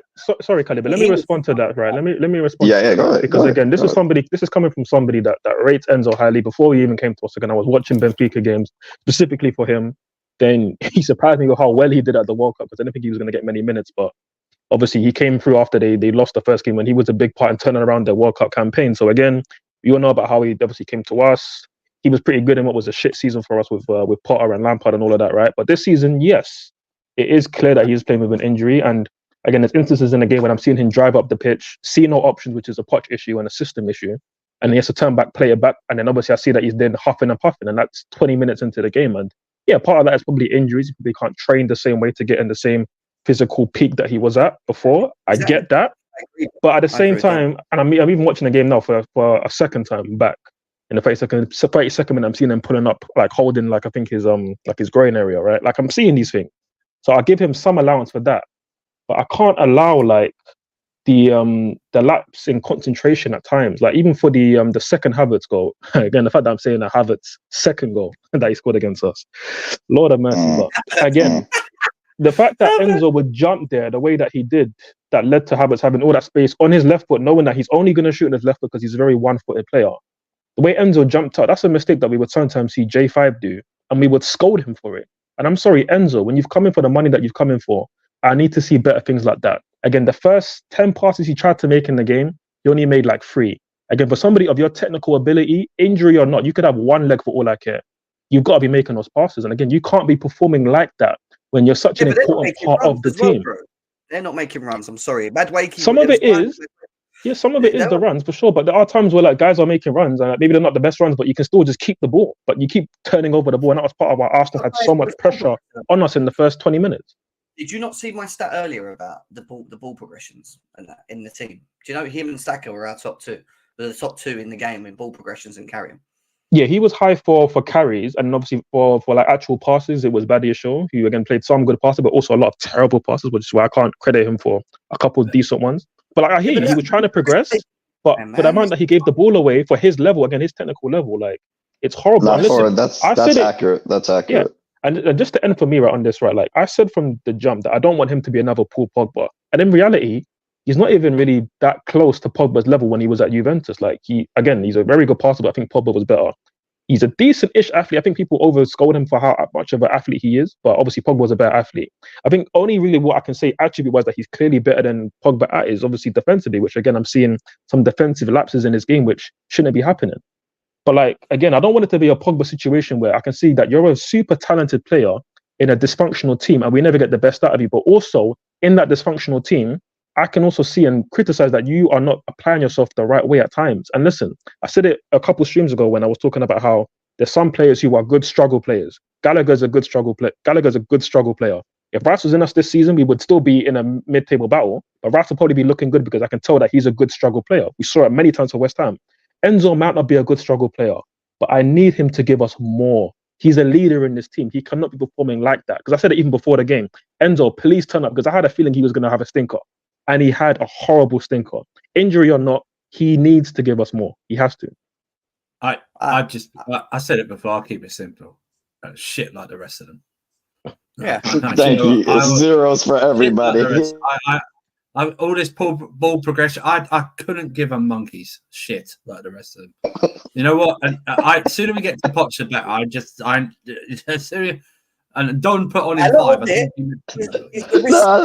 Sorry, you have me weak. A lot of it is the risk-taking football that we keep getting asked to play all the fucking time. I showed so many clips of how fucking spaced out the midfield again was, where you had Gallagher and Enzo flying up there again, and Caicedo over, and it's like, why are we playing? I don't know why we didn't stick to the same tactics that we did against City. I just do not know why we didn't. Jem, keep going through the midfield so I can cook that fraud, please.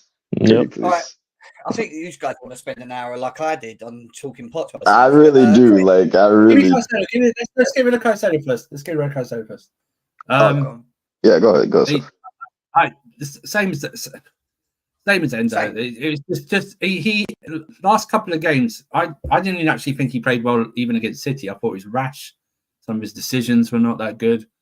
He's just He started to go up a bit. Started to put on consistent good performances in the league.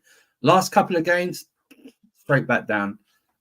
He's not helped as well by these tactics as well. And the slowness of the defence trying to get in the ball to the midfield really annoyed me yesterday. It's like we can't start properly. We can't counter-attack properly because we're so slow progressing the ball to the midfield and it's so far apart. Oh, yeah, We're going to get picked off. They're going to get picked off. And that's the problem. And he's been exposed again. It was starting to be okay because we're having like a continuous two in the middle stuck together. We're starting to see some cohesiveness. Pulled them away again. Blown it all away in one. But shit. Oh, yeah. Shit yesterday, zero. Anyway, anyone got anything to say on Caicedo before I go somewhere else? Zero. Nah, I'm gonna be short and sweet. The midfield was shit. That's all. Zeros for everyone. Yeah, I'd mark him marginally higher than Enzo. I hear that maybe at times his form hasn't been the best, but I feel like he's still showing some of his quality. But again, I feel like he's somebody who just is a bit of a system player in the sense that like he'll look bad now, but he can look very good under a competent manager, which again clearly needs to be changed in the summer. Like it's abundantly clear. Keep Caicedo. Do not sell Caicedo. Do not sell Caicedo. And also based on what we're seeing now, I can say that he's 100% not a bum. There's players in his team that are bums based on what they're doing, but I can say that Caicedo is not a bum. But he's going to continue to look like this with this manager. Let me get this one. Let me get this guy right here. I'd love to see him in a free midfield, a proper free midfield. Yeah, same. Thank you. Yeah, a proper midfield without this guy we're talking about right now, Mr. Conor Gallagher. My fucking Christ. You absolute disgrace, you bellend. I cannot believe you start from my big old club in 2024. Why, Poch? Why is this your favorite midfielder? This is what I've been waiting to ask about since the end of I waited till the end of the season. Waited till we had no chance to win a trophy, just in case this fraud somehow got an FA Cup or a Carabao. Now that we know it's not happening, why the fuck is this his teacher's pet? Someone tell me. Such an average player. At least with Mount had some GA about him. So I get why the managers kept favoriting him, and he had a workhorse under him. Yeah. But this shit here is a disgrace, man. I'm not gonna sit here and babysit Chelsea fans' feelings no more. Conor Gallagher is not good enough to be at this club. If you disagree, open your eyes. Remember the midfielders we used to have. I think he's a better left winger from Saturday. He's horrible. He's horrible in the wing. No. That's why I said, why is this Poch's teacher's pet? He plays him on the wing. He plays him in false nine sometimes. Like, what the fuck am I watching? No, in the first half of that Arsenal game, right? I said to you guys in the group chat, I said, why is Conor Gallagher keep taking Mudryk's positions? Did you notice it? He just kept falling into the left all the time. And then I saw Mudryk playing as like the fucking pivot. That's tactical. There's no way he's just going to drift to the left magically all the time. Like, it's tactical. Yeah, of course it is. It's all bollocks what he does. I don't get. Yeah. I just went through a thread from a Euro expert about fucking Pochettino and his tactics. But yeah, go on forward. No, listen. I mean, you're playing a guy without the best football brain in the position where you need the highest football IQ, because like you have the free roam and you have to like understand times when you need to drop in and help the midfield pivot, because again they're playing against one of the best pressing sides in the league in terms of how Odegaard and Rice make it difficult for your midfielders to play out. Gallagher wasn't helping these guys, and obviously I'm gonna blame Gallagher. I'm gonna give Gallagher a 0 because he's doing so much wrong that affects the team. And it's like people will be like, oh, but Gallagher ran hard, he made a couple of tackles and this, that, and that, and maybe he didn't do as many bad things on paper like an Enzo or Caicedo, but that's because he's not putting themselves in the position to help these guys. He's often hiding, and I don't blame him. I'm not trying to say that his personality to like hide from the fight or trying to hide from the game and trying to help the team, but he's just not that good at receiving under pressure and helping the team build up, which is how we play. We're not a long ball team. We don't have a 6-3 striker to hit up and then play off second balls. We have to try and play through midfield, but you can't play through midfield if your number 10 is a water carrier. It's just as simple as that. So of course he was a 0.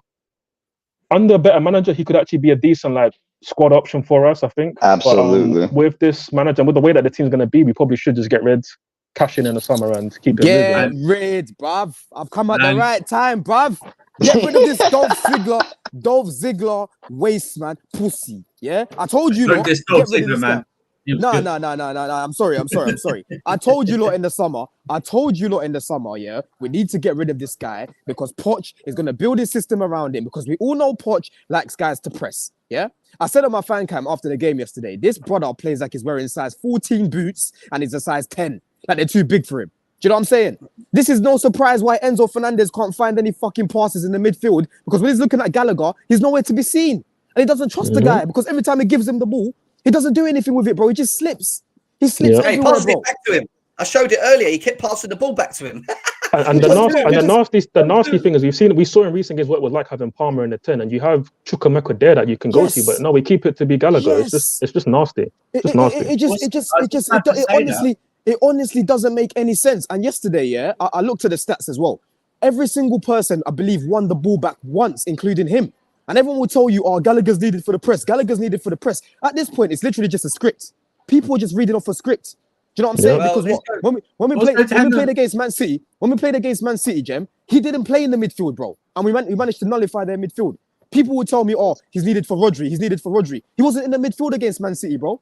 Do you know what I'm saying? Hey, Don, This guy doesn't. People will say, oh, Enzo and Caicedo can't work together. I'm sorry. For me, the biggest headache in this team is Conor Gallagher. He is the one that adds he takes away all the balance from our midfield because he does what he wants.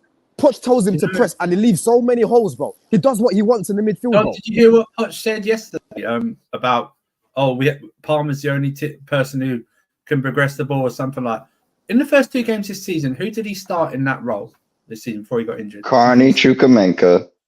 Bro, Are you telling me really Carney can't get minutes in that position? Is that what this coach is trying to tell me? And offensively against Liverpool and West Ham until he came off, he was actually doing all right offensively. Was it West Ham or Aston Villa he scored against and did pretty brilliant? No, West Ham. West Ham. And after he came off, the game changed. And the thing is, this manager backtracks. He contradicts himself so much because save Poch.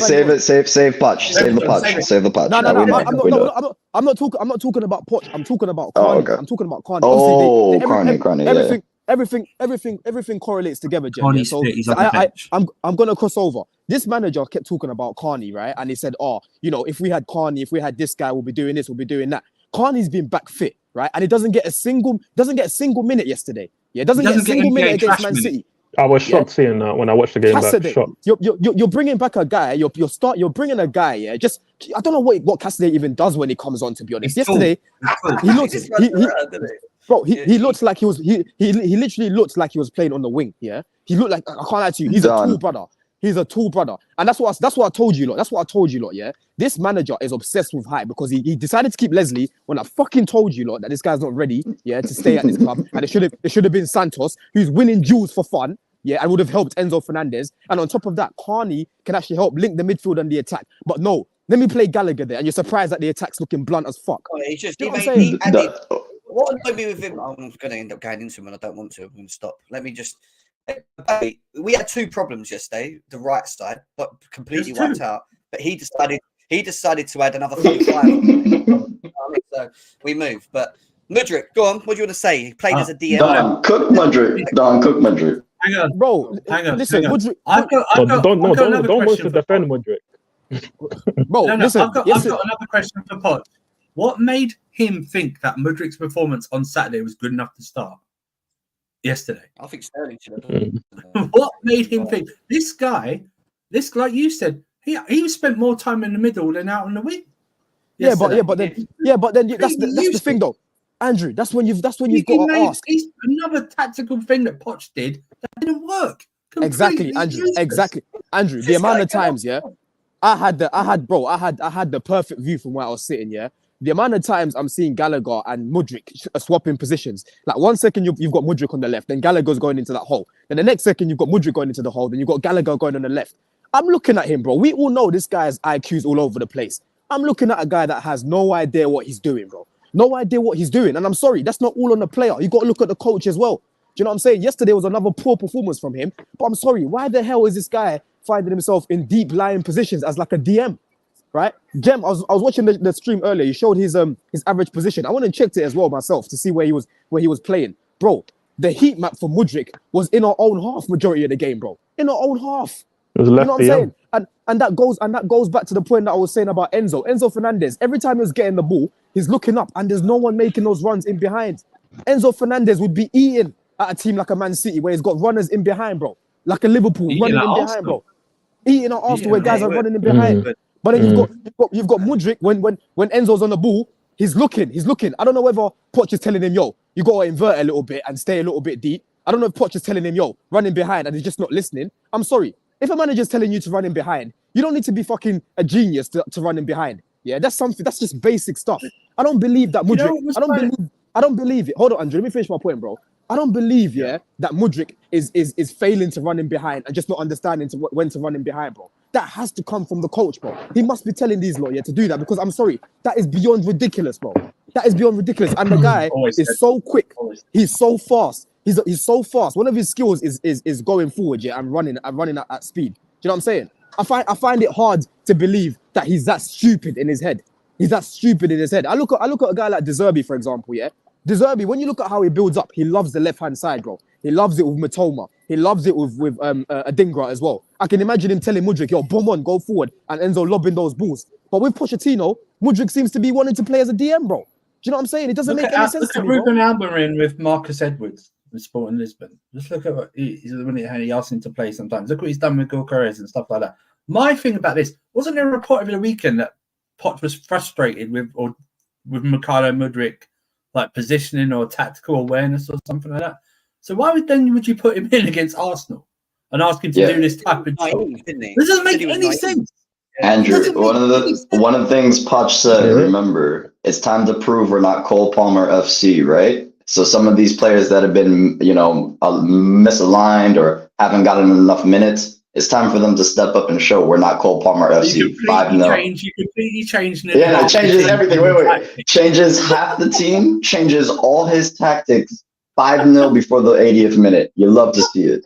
But the fact that you have to even feel like you have to say that as a manager just shows that you're not a proper coach. He's not a proper coach. Again, like we've been saying, he's an archaic coach. He's just from a previous era where it was all about running, all about pressing, and that was like the new meta. The meta's changed. We've got inverting fullbacks. We've got all these different tactics and patterns and styles of play and things like that. So it's obviously different. And listen, Andrew and Don, everything that you said on Mudryk, I agree with, and I probably would have said myself. So you saved me half of my rant on this, because again, it's hard to really blame this performance on Mudryk alone, because again, you've got a low IQ 10 in Gallagher next to you, and then you've got Mudryk there, who we know is raw and hasn't learned about the game enough, and all of these things, right? But at the same time, I think it's also fair to just say that I am tired of this catfish. I am tired of this YouTube baller. I am tired of this IG model who finessed us. And again, we've all been there. We've all been there on IG. We talk to a little thing. They got their nice little caption. All talent isn't enough. Little nice picture. Yeah, all of that is nice. But then you meet them in person and it's just not it.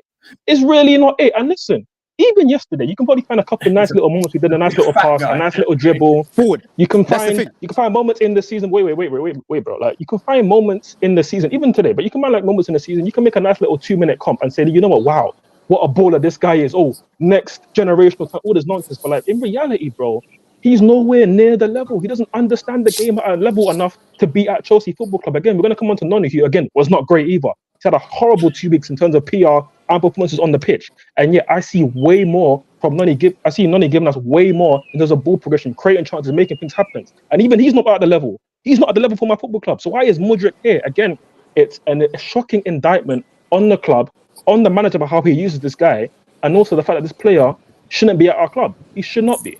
Yeah, bro, you're spot on. And like I've said already, Jem, just one last point to round up, yeah? Like I've said already, these men need to stay away from the Mudryks and the Madwakis, yeah? Leave those guys to the other teams like the West Hams and the Bournemouths. Let them do the little bit of a development for them, 2 years into the Prem or whatever, and then we go and grab them when we can see that they've got a little bit of something that we can sort of build from. Do you know what I mean?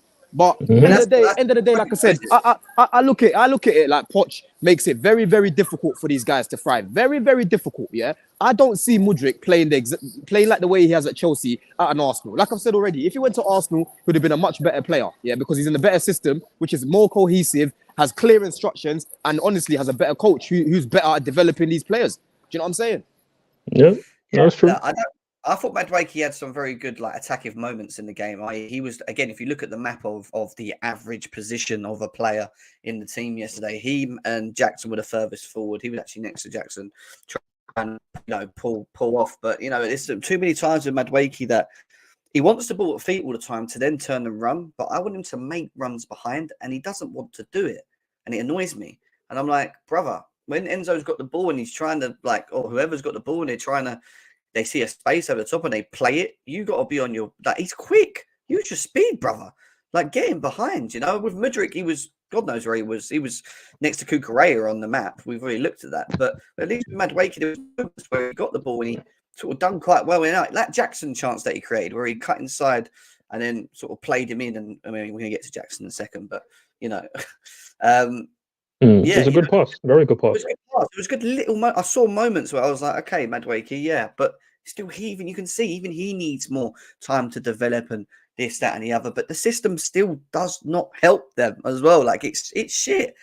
It's shit. It is. It obviously is. You know, Jem. He was, bro. I can't even lie to you, Jem. Yeah, listen, I was shouting from where I was because I was hoping this guy could fucking hear me. Right off the ball in the first 20 minutes, he was disgusting, bro. Yes, he was disgusting off the ball, bro. Yeah, off the ball, he was moving like he couldn't be bothered. He does this thing where he walks as if he's bopping, as if it's just here and he's made it and he's world class. It really annoys me. He pulls down his shorts, yeah. He's got this like, I don't know, this ego where he's like, yeah, I'm the man. Bro, you're not nothing yet, bro. You're not nothing yet, yeah. And right now, you're at fucking Chelsea. So you need to act like it. Do you know what I'm saying? Off the ball, he was shocking, bro. There was so many times, like I've said already with Enzo, where Enzo's looking at him and he's not making that run. And then guess what happens when he's starting to get on the ball? He's looking dangerous, bro. And I'm looking at him, I'm thinking, yo, you're one of the most dangerous attackers when it comes to one-on-one in this league. Yeah, I will say that again. People want to try to cook me, whatever. I'll say that again. Clearly, it was clear to see this guy is dangerous when it comes to them one-on-one situations. But I'm thinking, bro, why are you not trying to get on the ball?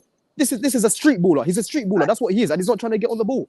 It doesn't make any sense. That's what I've got to look at mentality. And I'm telling you now, these man, it comes from the manager, bro. There's no way that any player is walking around like that with Pep. Pep will take you off after half an hour. Pep will take you off after half an hour, bro. Yeah, you ain't gonna touch the pitch again. Do you know what I'm saying? These men don't respect him. And I've already seen an article already that's come out to say that some of these players want Poch to stay. Of course they want him to stay because it's youth club when Poch is there.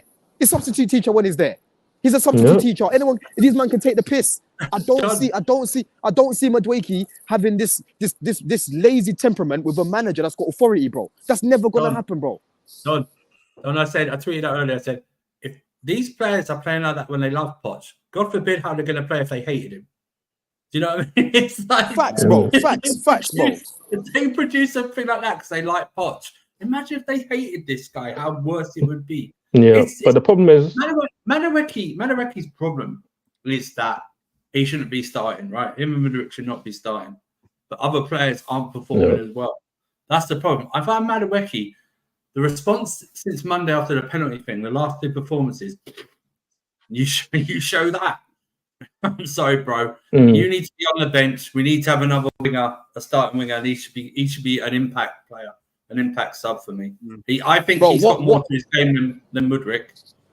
100%. And that's what I'm saying. Right now, he's playing, like I said, the way he's playing, he's way too comfortable. And it doesn't make any sense to me because at the start of the season, this guy wasn't getting any minutes, right? He came back from injury. He wasn't really getting any minutes. And right now, he's just playing as if like, I'm just going to throw this opportunity away. And it pisses me off because I rate him and I can see the potential in him, yeah? And this guy's definitely going to, if he carries on, like, you know, like I said, sorting out his mentality and stuff, yeah, he can be a dangerous guy. Because let's be real about it. Right now, football is starving with his sort of profile. A lot of wingers want to invert. They want to go back. You don't really see any direct wingers like that anymore. So it's refreshing to see someone like Madueke. But I'm sorry, yesterday off the ball, bro, I was shouting at him. I said, Nonny, bro, fucking fix up. I'm shouting. I'm praying this guy can hear me, bro. Do you know what I'm saying? Because it wasn't good enough. Yeah, I think just quickly for me, like all I'm gonna say on him is just that, like, again, like I said, he's got more for me than Mudryk. He's shown more. But I'm worried that he's not going to actually end up being any kind of player, not just at Chelsea, but just in his actual career. Because I watched quite a lot of him in the under-21s, and he's got something about him. But again, the game's easy for him there. Where like he's the head honcho, he can do what he wants. He can get the ball in his own time and then pick it up and then dribble. And like you mentioned, Jim, he doesn't make a lot of runs off the ball, but that's never really had to be in his game. It was just enough for him just to pick up the ball and drive at players and do his own thing. But again, you're not Rafael Leao. You've not won a league title. You've not done big things in the game yet. You haven't got the clout to be just chilling off the ball. And again, part of that is on the management because again, they were just able to just do whatever they wanted in terms of the press and then have options of the ball. And then Rice was open, or Trossard was open, or Tomiyasu was open, and Noni was by none of them at any point. So listen, man, with Noni, I just hope he can maybe find a manager that can actually get something out of him. Again, I don't know if he's Chelsea level anyways, but certainly he's not going to amount to anything if he doesn't have a manager that can actually give him the right kind of freedom, but then also discipline him and make him refine his game and actually be a consistent threat, because flashes are not enough. And he's still got more flashes than Mudryk, but even his flashes are nowhere near enough. Also, are we forgetting that he actually left Spurs when Poch was there? Do you know what I mean? When Poch was there, that's the time he left that club because he wasn't going to get anything. So what? He really needs. I'm telling you, bro. Yesterday, that guy was pissing me off. Even at Wembley, he was pissing me off the same way, right? He was pissing me off the same way. I don't understand. Just going back to the midfield a little bit. I don't get why these man are trying to pop it about in the midfield as if they weren't getting clamped every 2 seconds every time they were fucking doing that. I kept saying go wide, but again, lack of movement up there from Mudryk and fucking Noni. It's a fucking joke, bro. Well, it's a joke, bro. Playing in the middle with him. Let me get Jackson so we can get to the main attraction. Yeah, We're doing a lot of stuff. Forward, I hate to do this. You know I hate to do this. Jackson, Surfer, who is the player you compared him to? You gave a really good analogy. He is this generation's Solomon Kalou. The difference is Solomon Kalou had Didier Drogba, Anelka, and Florent Malouda to back, not as backup, but he was there. So you wouldn't to support. Yeah. Support. This guy has no one, right? I think he's a good player. Yes, he's not a striker. He's not a striker. He's not a prolific striker. He panics. You can see he panics. I know inside forward when he's in front of goal. He gets a panic attack when he's given time to think. He makes a panic. Look at that goal against Everton. That was just instinct. That Everton one. When he's actually got time to think, he panics, and that's the worst thing. But he is Solomon Kalou region. I'm convinced of it. The more I see it, It wasn't baby Drogba, it was baby Kalou in the summer. It should be. And then most of his fan base would have understood and not have this high expectation of him, which I don't know why they have anyway. So they didn't know about him until we bought him. It was just preseason that led to the gas, which is why people were gassed about him, because he showed some decent finishes, but obviously his all-round game was catching the eye in preseason. But agreed. He's raw. He's super raw, and we saw it. And again, not to take your thunder, Kali, but just in fact, let me let you go because you have something you want to say on Nico. Oh no, I'll let you segue after me. The quick and dirty of it was just not good enough. It's like he has the Firmino buildup, and I really do stand by that. Like, he can make the attack click if our midfield was more cohesive and joint together as far as our pressing goes. Our pressing is so disjointed that we can't see a cohesive form of attack. But when he is on the ball, being in the box, he does very good link-up play.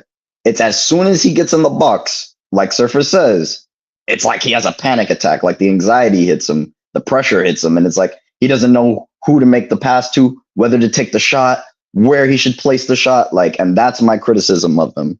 If you're going to be a striker for my club, big boy, that's unacceptable. Now, if you put him in the inside forward position, I think we'll stop criticizing Jackson as much as we are. But if you're going to be the starting striker, he's got to hold that forward. He's got to hold that. Just address some people in the chat. I'm not dissing Kalou, okay? But don't do revisionist history on me with Kalou when I watched him, all right? He was frustrating me. Do not do this. And also, someone put, Kesman's better than him. Kesman was a striker, a pure number 9 from the Dutch league, and he stunk up the Premier League worse than Jackson has ever did, okay, for that one season, all right? So I'm not dissing Kalou. I love Kalou, but he frustrated the hell out of me, just like Jackson is. But I had Didier Drogba and Anelka and Florent Malouda, so his mistakes didn't frustrate me as much. So that's the difference. Let me just piggyback off of what Kali was saying. And listen, you don't got to apologize to me, bro. Like, everything you're saying is facts. I was somebody that was like a fan of Jackson. I'm still a fan of his game in terms of like the link-up play and all of that, the hold-up play, especially for somebody his size. Like, he really good at holding up the play. Even yesterday, I could say that he was pressing well and like winning the ball back a lot of Saliba. Actually drove at Saliba a lot and gave him a lot of problems. So like that side of the game is good. His passing, I think, has been better than it was in recent weeks. I think at times he's given away sloppy passes, which comes down to decision making because, again, he's an inexperienced guy who's wearing a badge that's super heavy, a club with so much spotlight, having a lot of games on TV, everybody talking about you, tweeting about you, commenting about you, making memes about you. Again, we all remember the Bournemouth meme of his goal needing, like, I don't know, the ball to be, the goal itself to be like times 4,000 for it to actually go in and all this nonsense, right? Like, so we've seen all of that. It's bad. But like, you need to give me more. And again, you can't call yourself a 9 and not finish. Because again, I get you're not a natural 9. And I get also that he would be more suited to be like a Firmino role where he can maybe get you 10-ish to 15 goals, maybe in a cohesive system. But he can never be the main man unless he's got gunmen around him. And of course, if Nkunku was fit, it would be more ideal. But it's not the case. you need to take up more responsibility on the pitch, especially when you're giving such bad energy, such bad vibes on the pitch with like how you're talking to players, how you're remonstrating with the referee, getting all these sloppy yellow cards, all these little things that show ill discipline. And again, with such a young, inexperienced side and players like him who have ill discipline, and again, the fact that he's given such bad vibes in general is making me become less of a fan of him, even though I do rate him as a technical player. Finishing the side, obviously, he's horrible. But it's just disappointing, man. And again, somebody like him is going to need a proper manager and a proper coach to get the best out of him. Otherwise, you're going to see him continue to be an orange, showing flashes of quality, but then final third and decision making and finishing, especially, is god awful. The thing is though, yeah, like the sort of chances that he's missing are just unbelievable. They're unbelievable, yeah, and that's where I'm looking at it and thinking, yo, Werner levels, if not worse, bro. They're so bad, and that's when I'm looking at it and thinking, yo, what do you really do in training in regards to the finishing? Because the basics, bro. Why can't you just put your foot through the ball? Like, I don't even care if it doesn't look pretty when it goes in the back of the net. I don't care how the ball goes into the back of the net. The main thing is that you're scoring. Yeah, I told you lot before. I've told you lot all season. These lot try to make every finish perfect, bro. Like these lot, it's like they're waiting for like a mad compilation to put on Instagram after of a mad goal. Do you know what I'm saying? Like he's getting right there in front of the keeper. Instead of lacing it across goal, he's trying to bend it into the near post. Like, what type of technique is that? What type of technique is that? There's so many. This guy could actually be close to Haaland in terms of the amount of goals he scored this season. Honestly, if he was serious, he would actually be close to Haaland because the amount of chances he's had, big chances that he's missed, is ridiculous, bro. It's ridiculous. Yes, I know he's not a good finisher, but I'm sorry, you're a professional footballer, bro. You go training every single day. Every single day, that's all you do. You get paid for it as well. Every single day you go training, bro. Yeah, and you can't finish, bro. You can't even do the basic finishes, bro. John, you know what I'm saying? It's time. Let's go because it is time to now get on to the. Let me get first, please. I beg. I want people to have a feast. Here he is. Enjoy. I beg. Let me, because I got work. Let me make this so short and simple, and I'm just here to listen to you. Yeah, I want everyone to get their soliloquy out. Who would have thought this fucker here would be worse than Frank Lampard? Who would have thought, huh? Graham Potter. My goodness in Christ. I could go down the list. So Lars, I could name our worst managers under the sun, and they don't hold a candle to this motherfucker right here. The bullshit I have had to watch this season. Anyone that is over the age of 25, this is Chelsea's worst season all the way up until if you were 45. Congratulations. If you're 50 years old or higher, you have seen a season worse than this. Everyone else, welcome. The worst season in Chelsea's history. By stats, by the amount of goals conceded, he has the record in all the worst ways. 56 or 57 goals conceded this season. Do you know we went a calendar year without conceding 15 fucking goals? Nah, listen, I'm gonna make it quick and simple because like I said, I'm here for everyone else's responses. You guys try to tell me, and Don, you gonna hold this one for 2 seconds. You try to tell me this fucker was better than Tuchel. You remember that one? You thought I forgot? No, wait. I'm gonna give you the exact quote. Wait, Don. Let me give you the exact quote. I'm not gonna spread rumors. Let me give you the exact quote. Wait. I'm not. I'm gonna give you the exact quote. The exact quote was, he can coach an attack better than Tommy Tukes. You remember that though, right? You did say that. You did tell me that. Bro, you told me that. Hold on. You're taking things out of context now, yeah? I don't remember saying that. But under Poch, we have scored more goals. But I've never compared this man to Tuchel. Bro. Never. Okay. Never. Don, not Don. All right, the way to defend yourself, Don. I've heard many a Chelsea fan, not Don, tell me Poch is better than Tuchel. I just want y'all, and listen. I just want y'all to hold that. I've never compared this man to Tuchel. The main reason why I wanted Poch, like I said, yeah, is because these owners have gone down the young route, right? They've gone down the young route. And when we had guys like Nagelsmann, when we had guys like Flick, when we had guys like Enrique, looking at Poch, like I said, having the Premier League experience of developing young players, I was like, he makes the most sense.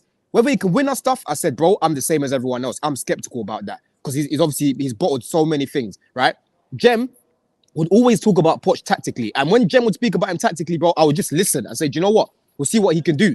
But what I expect for this guy, a guy with like 15 years experience is to be able to do the bare minimum. Yeah, there's never been a time in the Prem where Poch has played multiple people out of position, especially with young players. Do you know what I'm saying? This guy's been brought in to help these guys, and he's done the complete opposite of it, bro. I'll be real, he catfished me, bro. He catfished me. I gotta take that L because I wanted him, but it doesn't mean I'm gonna keep defending him because I don't rate him to that level. Anyone that's still saying, nah, keep him for another season, they clearly overrate this guy. I don't rate him to that level. I just think he's a decent coach that could have done a good job with these young players. And to be honest with you, I told you guys from the start of the season, he is creating his own mess and he's basically digging his own grave, is what I said. Yeah, and I said from the beginning of the season, we will not make top 6 if we carry on doing this. We're not going to build no cohesion, no chemistry, playing this many guys out of position. Do you know what I'm saying? The lack of trust in players because of height, because of this, because of that. You know what I'm saying? Talking about data, yeah, but look at the XG, look at this. No. Football's not played on paper. You know what I'm saying? Football's played on fucking grass. Yeah, there's only so much data I can tell you. Yeah, and what my eyes are telling me is that we weren't playing fluid football. Yeah, before Cole Palmer came into this team, the type of chances we were created with this manager was so bad. They were so bad, and I kept speaking about it because people were like, "Oh, you lot are losing games, but you're creating all these chances." I said, "Bro, go watch the games that we have here when we create these chances." Jackson barely gets any one-on-ones. The one-on-one chances that he was getting in pre-season, I am not seeing them anymore, bro. I'm not seeing them. I'm seeing scraps.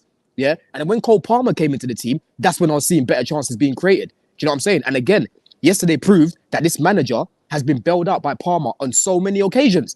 Like, you lot have probably seen the thread on Twitter from Cole the Alex Palmer guy FC, man. You lot have probably seen the thread on Twitter from the Alex guy talking about Mbappe bailing him out when Poch was at PSG, yeah? And it's the exact same thing here. It's the exact same thing here. He has bailed him out so many times, and you'll get rivals coming on here saying, "Oh well, he's coached to win. Oh well, he's done that." Yes, there's been a few examples this season where Poch has basically been done by the missed chances. I can't excuse the missed chances, yeah. But over 90 minutes, this manager's in-game management is poor.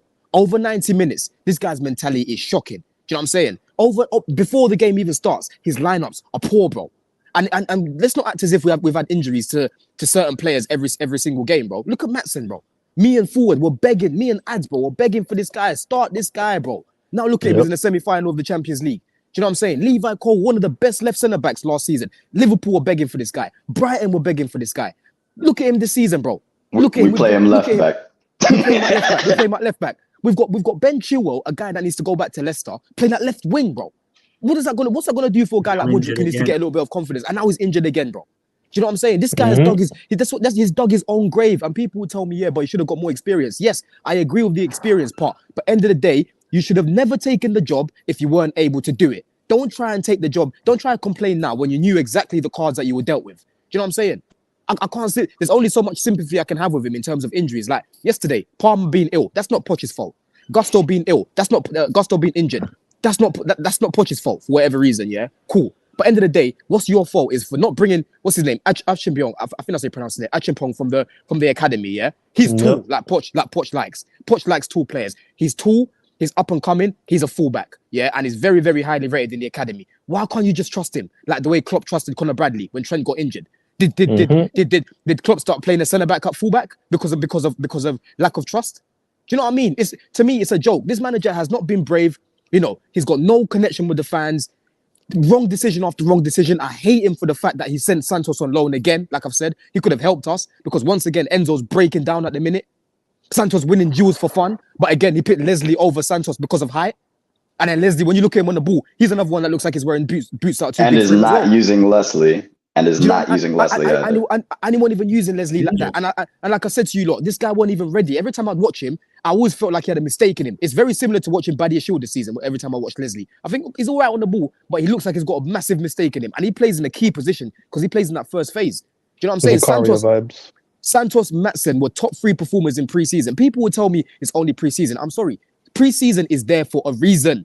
It's there to see the new players that you've got. It's there to see what system this manager is trying to implement. Yeah, it's not the be-all end-all, of course, but you can get an idea of what you can do with the players that you've got and what system you can build. But no. Nkuku goes down injured. Let me change the whole thing now. I'm gonna catfish you lot. He's a fucking spy, Gem.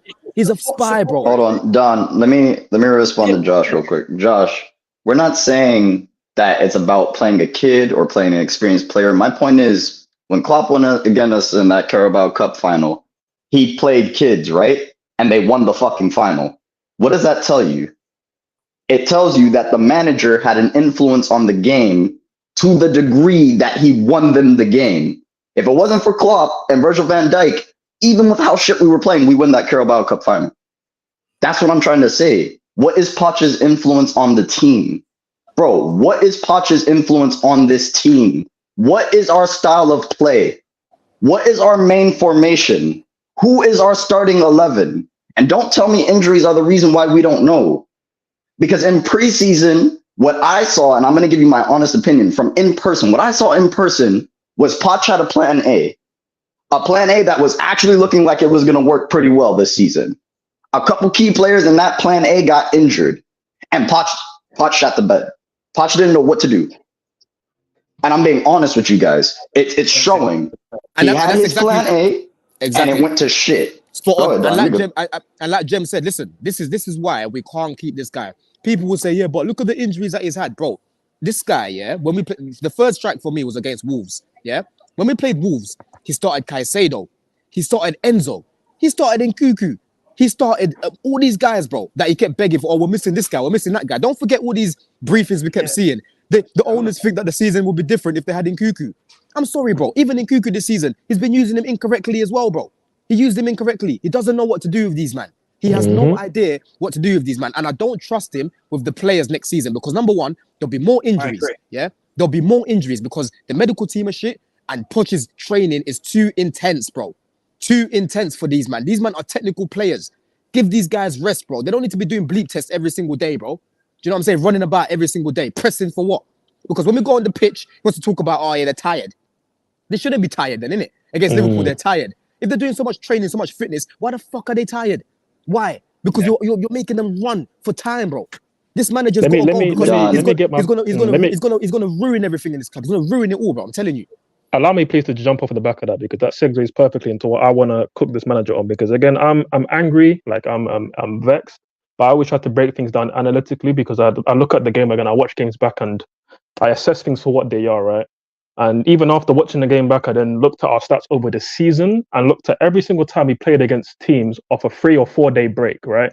And only in one of these games have I included a 5-day break where the excuse after we lost was that the players were tired, right? So I'm going to just go through all of our games. I mean, we played 15 games this season against Premier League opposition, so I'm not counting cup games against lower opposition, 15 games against Premier League opposition, and also the semi-finals of the Carabao Cup, which I counted as well. Again, against Premier League teams. I'm going to go through it now. So again, after Wimbledon, 3 days later, we played against Nottingham Forest at home. If you guys remember, we lost that one. 3 days after, we played Brighton in the cup where we did win. 3 days after that, we played Man United away at Old Trafford. Again, we got battered. One of many batterings that we've had away from home against a big team. Next, after that, 4 days after United, that same United game, 4 days after that, we lost to Everton away. Then let's see, 3 days after we played against Sheffield United, we drew against Newcastle in the cup, I believe in the League Cup, where it was a pretty mid game. We got a lucky late goal, if you remember, the Trippier assist basically for Mudryk, but that was a draw. Obviously it's a win on penalties, but I count that as a draw. Next after that, we beat Wolves. We beat Palace 3 days after we lost against Wolves. Then we beat Luton 3 days after we beat Palace. So that's cool. Then after beating Preston 4-0, we lost to Middlesbrough. We lost to Middlesbrough in the first leg of the Carabao Cup semi-final. Cool. Forward, do we have 3 games in a row where we won? In the whole league, probably not. In the whole season, you mean? I'm struggling to think the whole season. Maybe a Carabao Cup in combination with the league. Like there might have been, and obviously there was a decent run of unbeaten games going into the City game and then the Arsenal game, but there's not many, right? Like, and obviously again, I'm just looking at games that we've played after a 3 or 4 day break. Because again, bear in mind, this is meant to be a top level coach. He's meant to be coming in to try and take us back into European football. Again, he's coaching us now without European football. One game a week, by the way. One game a week. A lot of excuses that we were hearing through the season. Oh, the players were tired. So let's look at all of our games after 3 or 4 days of this coach with a squad playing 1 game a week. When you did have to play twice in a week, let's see how you manage. So again, I'm only halfway through now. So again, I mentioned the Borough loss. Cool. After we played Borough, we beat Fulham. Cool. After we played Borough in the second leg, we then drew against Villa in the cup. So that was a Premier League team. So I count that. After Villa, there was another short turnaround against Liverpool. We lost 4-1 at Anfield, got absolutely blammed. After that same Liverpool game, we had a 4-game turnaround. What did we do? We got slapped at home to Wolves 4-2. Cool.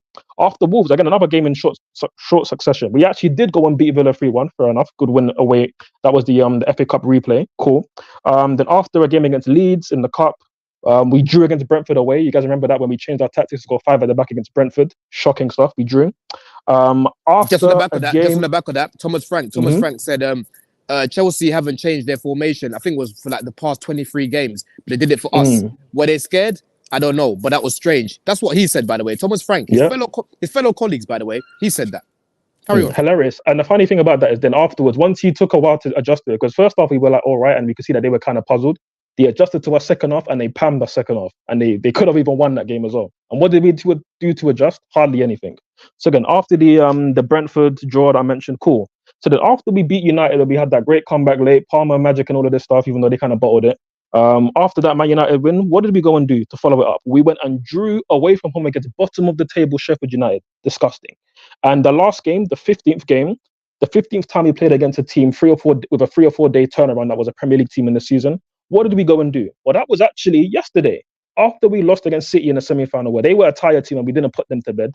3-day turnaround against Arsenal at the Emirates, we went and got absolutely blammed. And that altogether makes a 26% win ratio when we were 3 or 4 day turnover.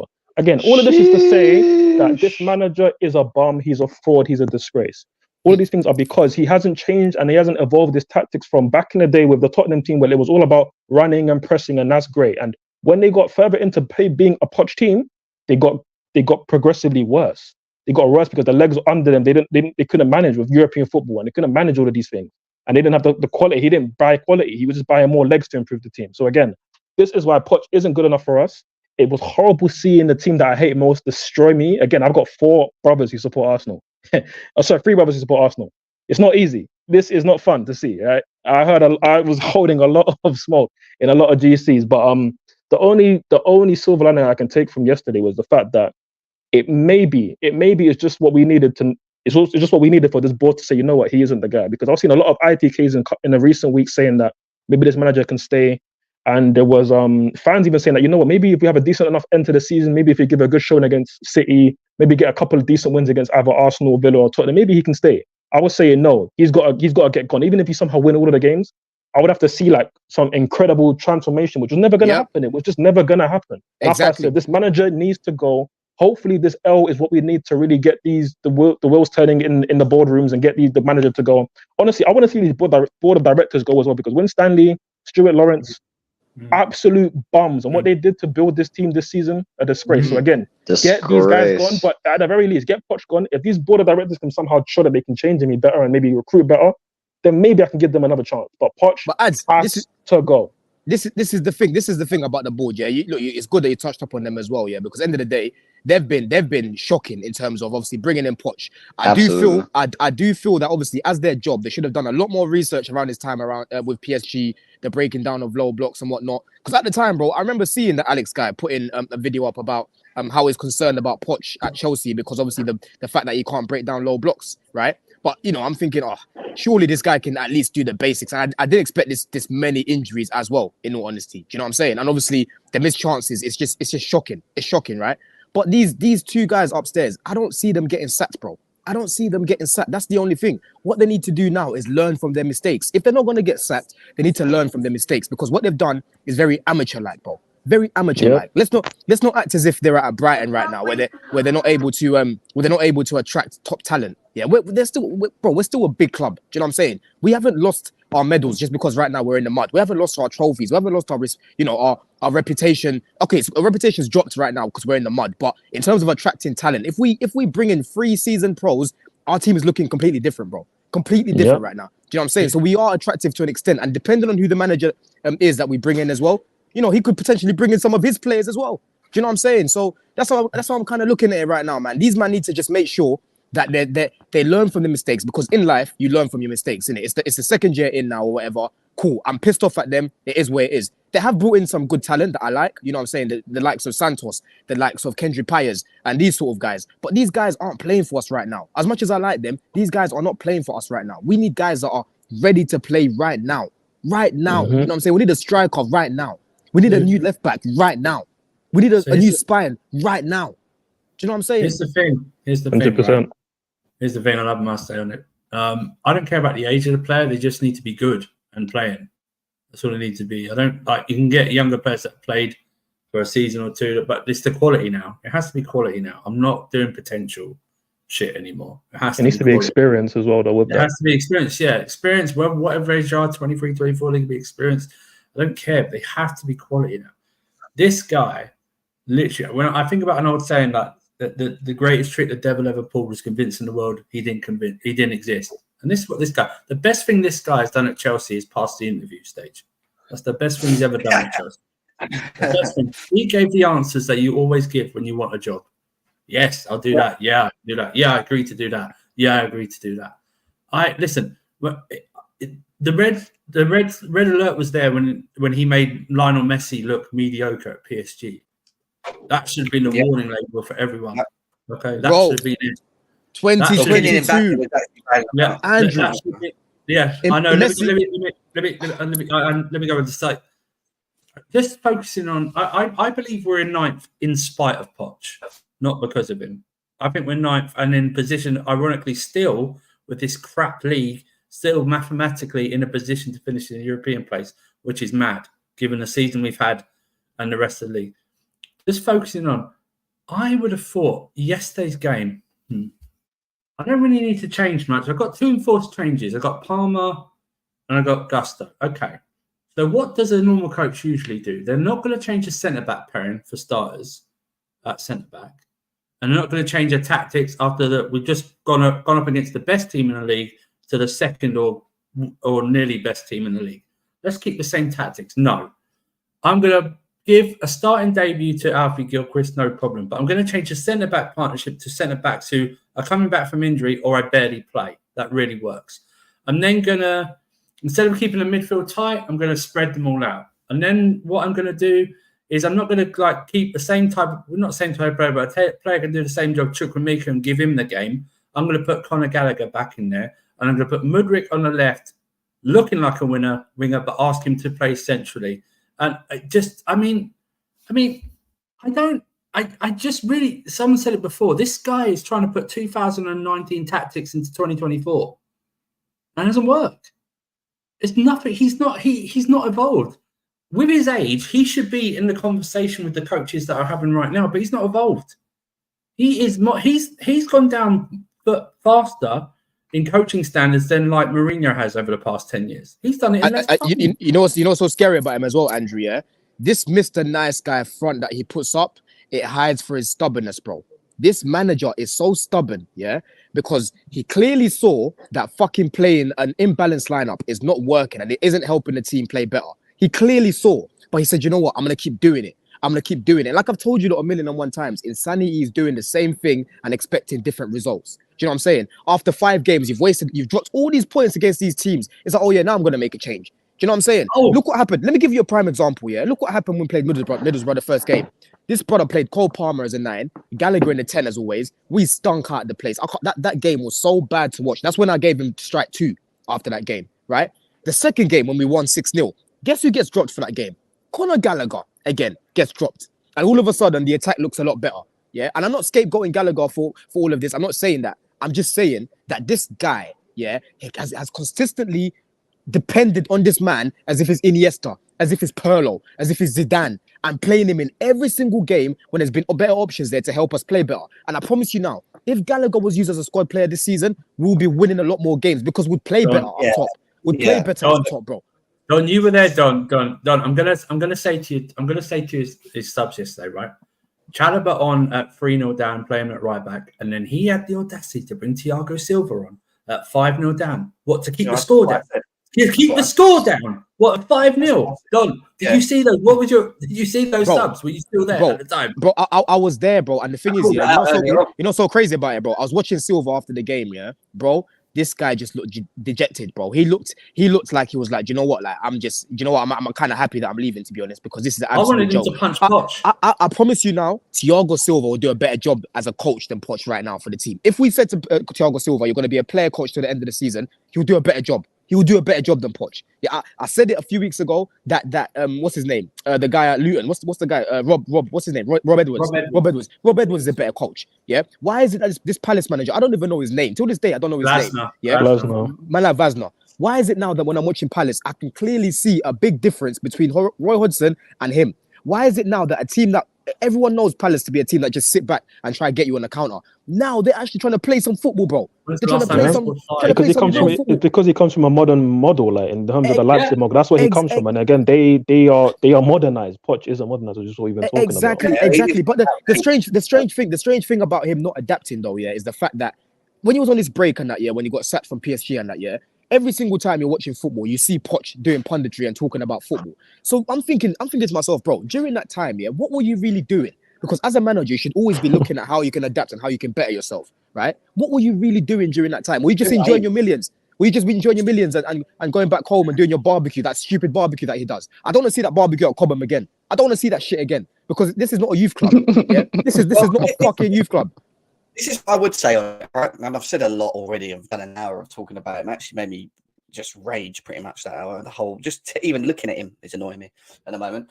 The issue we have goes back to the board level because we had Potter. He came in. It didn't work. We didn't think it could get any worse than Graham Potter, right? When we got rid of him. We bring in this guy. We've regressed even more, we'd probably say, as we were under Potter.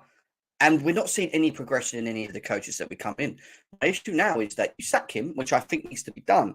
But then it's then allowing Lawrence Stewart and Paul Winstanley to then make the right decision. And whoever comes in, whether it's an Amarin, whoever it is that's in the list, Hansi Flick is another one I've heard pop up as well in the list as well. Whoever comes in, I feel like we're always like back to square one because they're going to need time to implement what they need to do again. They're going to need time to make sure it runs well and get their training routines in. However, the difference is with a modern / quality manager of this day and age, which we've seen clearly with Crystal Palace, is that once you change the model or you change the structure of how the old previous managers played, the players who can adapt to things very quickly, provided that it suits the profiles that you have. So we need to make sure that whoever we bring in next is someone that can actually understand what he's got, the profiles, and then work out how he can get the best, not only on the plan A system, but these plan B systems. And he struggles to have a plan A, but he has no plan B. And what Andrew said about the defense yesterday was a disgrace. I was swearing at the TV that he'd let us go 5-0 down and bring on 5 defenders just to stop them from scoring more goals. All right. They need to get it right. He goes, you find the right manager, but that manager's got to be able to offer X, Y, Z systems, be able to show that he can do this, this, and this, and then work with them. But I do expect in a short space of time to see some sort of progression, understanding, and sticking to a fucking system, man. He doesn't stick to any system. He doesn't stick to anything because he doesn't know what he's doing. He's not sure. He just goes, yeah, and then goes, oh, well, we're in this position because of our injuries. We've got the lack of quality and this, that. This is his excuses every game. I'm not listening to it anymore. You could give him the full squad, and I said this earlier on as well. You could give him the full squad, and he would still fuck up because he would always go, yeah, this one, that one, yeah. And he'd still ask him to play fucking high-risk terrorist football. And I call it high-risk. Because it's high-risk football that we're playing. Like, it can't... The risk-taking system that he asked Stansfield to play, you're not getting that from many other coaches playing in that way. No way are they allowing that to have that sort of space in midfield. And whatever that plan or idea is that is the way that he wants to play. There's no way in hell. You can't play... This high-risk system does not suit what we have. He is outdated. And to be quite honest, like Euro experts said, his systems and his profile, which is, if Don remembers when we were talking about it for all of you, I said tactically, he's going to be a problem. He's going to be naive. He's not going to understand how to break down low blocks. We're going to have all these same problems, yeah? What have we seen in the last fucking full season? All the things that we were worried about. It's the truth. We have. So get rid, find someone that can come in, understand the profiles of what systems to maybe work with them on, stick to one and maybe have a plan B, but then just, be rigid about it. And I know you get injuries. I understand you get injuries as well, but just, train them into it so they'll understand what they're fucking doing and get the best out of them. But what Chelsea fans also Chelsea fans also have to get out of their mind. If you don't rate a manager and you come up to the excuse, oh, no other manager could do a better job or something like that, that's not a reason to keep Poch. No, it's not. It's not a reason, okay? We've seen it in this league. How many of these managers that are not big names or you hadn't heard before, just this season, are proving how much coaching matters? 18 months ago, hardly any of these Aston Villa players were rated by any fans. Yeah. By any fans. John McGinn. No one wanted John McGinn. Who the hell wanted John McGinn 18 months ago? And stuff like that. That's the whole point. The Raiola at Bournemouth, he's got Solanke scoring 18 league goals this season. Gary O'Neill at Wolves. Okay, they're 11th. Where do you expect them to be? But he got the job 6 days before the season started. And now he's been linked to jobs like Liverpool and stuff like that. Crystal Palace. Aston's come in like a month ago. When's the last time Crystal Palace scored 5 against anyone that wasn't a lower opposition in the FA Cup or something like that? Poch is arguably one of the worst 3 coaches in this league. He's arguably one of the worst. He's right there with Ten Hag and those people like that who are just absolutely frauds. And listen, with not 100%. Listen, with me, is like, again, I'm glad things like that have happened because ultimately it just makes it easier for people to see, not outside the club, but hopefully inside the club, that this guy isn't good enough and he needs to go, because what we saw was a disgrace. What we saw was an absolute disgrace. And you're talking about the risks of this football, Gem, like the risks of what this football is, and it's all this running and they're going to be risking players getting injured and all this stuff. Honestly, we're risking riots, bro. Like, we're risking proper riots at the bridge, because if we see anything like this at the bridge, even a hint of this at the bridge, the fans need to riot and need to revolt and show that this isn't good enough. Again, I'm disappointed by the fact that there hasn't been, not maybe say let's say riots, but disappointed by the fact that there's been lack of protests, lack of like actual coordinated protests, and like just something to just show that the board that this isn't acceptable at our club. Yeah, we've been saying this 3 or 4 weeks ago, didn't we? Oh, we're going to protest. We're going to do this. Nothing. The thing is, ads. Yeah, what it is, I think obviously, look, there should be listen. If people were to protest, I wouldn't disagree with them in it doing it. Yeah, me personally, I'm not. Yeah, if they want to protest, they've got every single reason to. Like I said at the start of the season, when you had bare people at the start of the season saying Poch out already, I was like, listen, I'm gonna give him a little bit more time. I'll be a little bit lenient because of the injuries. Let's see how it plays out. But I've got nothing. I've got nothing to defend him. For you lot that saying get him out, I can't even say anything because I feel the same way, right? But what it is right now, is what was I gonna say again? Oh yeah, that's it. In the summer, with these owners, in the summer, they're gonna show us if they really mean business, bro. They're gonna show us if they've really learned from their mistakes. Yeah. If it's the same nonsense again, we're just seeing nobody's coming in and they're just raw and they look good on clips and that's about it, then we're finished. But if we can clearly see that they've changed the model, they've changed them, no pun intended, because I keep seeing this thing on Twitter or whatever, but they've changed the model. Yeah, because if you're going to bring in young players, like I said, bring me some polished players that are ready now. I don't care about age. No one talks about Cole Palmer's age. No one talks about his age because they know how good he is. Do you know what I'm saying? Bring me some refined guys that are ready right now. Yeah, and some proper seasoned pros. Do you know what I'm saying? This summer, they're going to really show us. Do you know what I'm saying? Then if they fuck about, like I said, you're going to see a lot of protests, bro. A lot of protests, bro. This season was a season of learning. Last season should have been a season of learning, but this season is even further learning. This is I hear you. I just feel like for me, like we've already seen enough to like have serious protests again, based on where we've fallen from. A few seasons ago, we won a Champions League, and then we have now back-to-back mid-table finishes more than likely. And again, we saw Palace ironically protest seriously at the Emirates. They had a coordinated planned protest, and they did it. And a few weeks later, I'm not saying that was all that needed to happen for Hodgson to be sacked, but at least it just showed something. And we don't even do that. And again, we saw with Palace. But a few weeks later, Hodgson was sacked, and now we see them playing much better football with a proper coach. So again, for me, I just need to see that this guy is going to go. Because again, little things like the fact that he's scheduled right now on his calendar, he's meant to be at the bridge, I think a few weeks after the season finishes, to be part of to be one of the managers for a soccer aid game or some sort of charity game. I'm like, why is he meant to be at the bridge when he should be getting sacked? He should not be allowed anywhere near the bridge. He should be barred. Again, as a Tottenham man, he shouldn't have been allowed anywhere near the bridge because you got given the manager job. People thought you were good enough. I was willing to give him time, even though I didn't think he was the right guy for us. But now he's shown he's a scrub. He should be given less time than anybody. And now he's scheduled to come back to the bridge. It's crazy. And one last thing I want to say as well.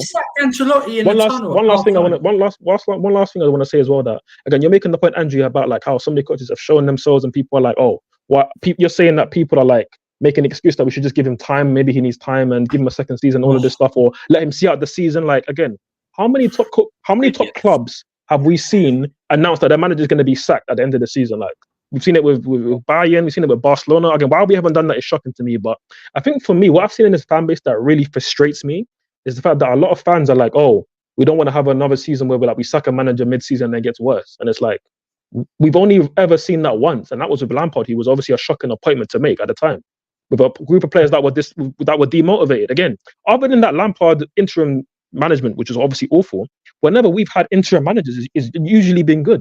Again, look at the whole league. Whenever they bring in interim managers, on average, it always goes up. Always goes up. Yeah. So why are we persisting with a manager that's horribly underperforming on the pitch, and also in the press conferences is not giving us the right things we need to be hearing? He's making excuses. He's not taking accountability. He's saying stupid things that you wouldn't even accept at even Tottenham, let alone Chelsea Football Club, 2 Champions Leagues, one of the biggest clubs in the world, biggest club in London, and we're accepting this mediocrity. It's a shame, and we cannot allow it to keep going on. Otherwise, we will end up like Arsenal were for 15 odd years without a league title. But here's the thing, right? 20 years, sorry. They're 20 years. I'm probably going to be more, by the way. Because they're not winning the league this season, them fucking scrubs. 2 things for this guy. He's arguably the worst manager for expectations. He's worse than Lampard under both his stints at this club. I think he's worse than Lampard because of what expectations. Yesterday, 100%. Yesterday, he had the nerve to come out. One of his excuse for not playing Chalobah and Thiago Silva. Oh, they needed resting. Then why the hell did you bring them on? Why the hell did you bring them on if they needed resting? Well, this is something, but he's never asked. He's never asked at these press conferences. Why did you do this? Do you know That's another issue. We haven't got good reporters that are in the press conferences to ask the right questions, which is another frustration. You know, so mad. What was that question? That what's the name? Is it Saraya? Yeah, Saraya. The mid-race girl. Yeah. What was that question she asked him again? The tactical question she asked him. Yeah. And bro, I can't lie. I'm good at reading people's body language. Yeah. I can't remember exactly what it was that she asked him. She asked him something, it was a tactical question, and he started smiling and laughing like some moron before he condescending. Have you guys not seen the video? He started doing all of that, Jem. Yeah, Jem. Hold on, let me just make my point. Yeah, bro. If you read his body language, yeah, that was a man that was feeling uncomfortable in that situation because he knew tactically, yeah, he fucked up. Do you know what I'm saying? He was all smiling, he was all touching himself, like feeling a bit uncomfortable because he knew no one would ask him that before. Exactly. No one would ask him that before. Do you know what I'm saying? He knew, yeah, oh shit, I'm being asked something tactically right now. How can I answer this? I need to go back. If you find this video, send it to me. Send it to the group chat. I know we want to go on and on about Poch, but I need to tie it up as well. We've been on for like 2 hours and 45 minutes as well. But he had the nerve to be angry on the side yesterday, Jimmy. He had the nerve to be angry. I know. I saw his face. Actually, what annoyed me with his face was his yes. Jem, I've got to go up in a sec. Yeah, I've got to go up in a sec. But she asked him about Conor Gallagher's positional change against Sheffield because he played him at left wing, and she asked why did you do that? Why did you do that? And he started talking about, it added, sometimes we've played people in certain positions to add more balance to the team. And I'm thinking, bro, it's doing the complete opposite of that. You adding him at left wing when he's a fucking centre mid is adding less balance to the team because he's not a winger. Do you know what I'm saying? But boys, I'll go a dip because I got to go back up. I got to go back up, man. Love. Cool. There's another video. I don't know if you've ever seen it. It was on Twitter. And he's sitting there with 2 guys. I can't remember whether it was for BBC Sport. And they're asking him to explain tactically how he deploys us. I have never seen the most and they look confused, by the way. They didn't have no one could understand what he was going on about. He was trying to explain. Did he say that style of play didn't matter or something in that video? Style of play didn't matter or something. It's about like the care being on with the players and them. It's ain't weird, but I didn't understand it. But I've never ever been as angry with a manager. I thought I couldn't get any more angry as a manager than I have with this one. This one is that's amazing, isn't it? That's amazing. This one's really killing me off. And people go, all you do is blame Poch all the time for all games. I'm like, are you fucking mad? Are you watching the games? Like, it is atrocious. Like, from top to finish, doesn't problem solve, no system, no patterns of play, no plan B, no fucking balls, no fucking winning mentality. What else more do you want me to add onto the list? Because I can continue it. Like, he is. I think that performance last night, that was an image of our manager. That performance last night. Yeah, it was. And on that note, we've got Aston Villa on Saturday. We're going to try and get a match preview in on Friday, which we'll see. But I'm meant to be doing on Friday, which I'm not really looking forward to doing. I might see if we could just do a match reaction, but we'll see. Guys, make sure you smash the likes. It's been a good show again. Unfortunately, it's not the greatest of shows in terms of Chelsea, but we'll just see what happens. Good for numbers, though. Good for numbers. Yeah, it was. We had nearly 300. We had 300 people there today. I mean, Potter got sacked on the back of the Aston Villa game last time. We got Aston Villa next. Who knows? Maybe Aston Villa will, I think just to end for me, I think people do probably appreciate that. We can obviously have our rants and our raves because again, we're all emotional Chelsea fans. We all want better for the club, and we can appreciate that. This is shocking by our standards, but I feel that people do appreciate the fact that we can actually break things down, be analytical, not just put it all on Poch. Even though obviously a lot of what we saw yesterday was on Poch, but the players we hold accountable. The board we also hold obviously accountable because they're the ones mostly to blame for the mess that we are in. So I think people do appreciate it. Hopefully we're not having to continue doing this next season. We can do happier streams, but we'll see, man. We'll just take it a game by game, man. What is happy at Chelsea? Because I don't know it anymore. I haven't been happy for a long time, man. Not been happy for a long time. Yeah. I was happy last Monday when we won 6-0, but that was it. That's the that was just something, a little dose of actually like having a break of absolute blooming. I don't even know what you want to call a shambles of a season. Actually, Jim, there was one thing I took from this game that made me happy. That it was on Tuesday. That's it. So it's earlier in the week. I can get rid of it. That's the only thing that made me happy. Guys, big up to yourselves. Take care of yourselves. Leave your comments below. We'll be back for the Aston Villa one. Let's see how he performs. See how he sets us up. Let's see whatever he's got to say. Even though I'm not interested. Anyway, big up, guys. Take care of yourselves. Peace out.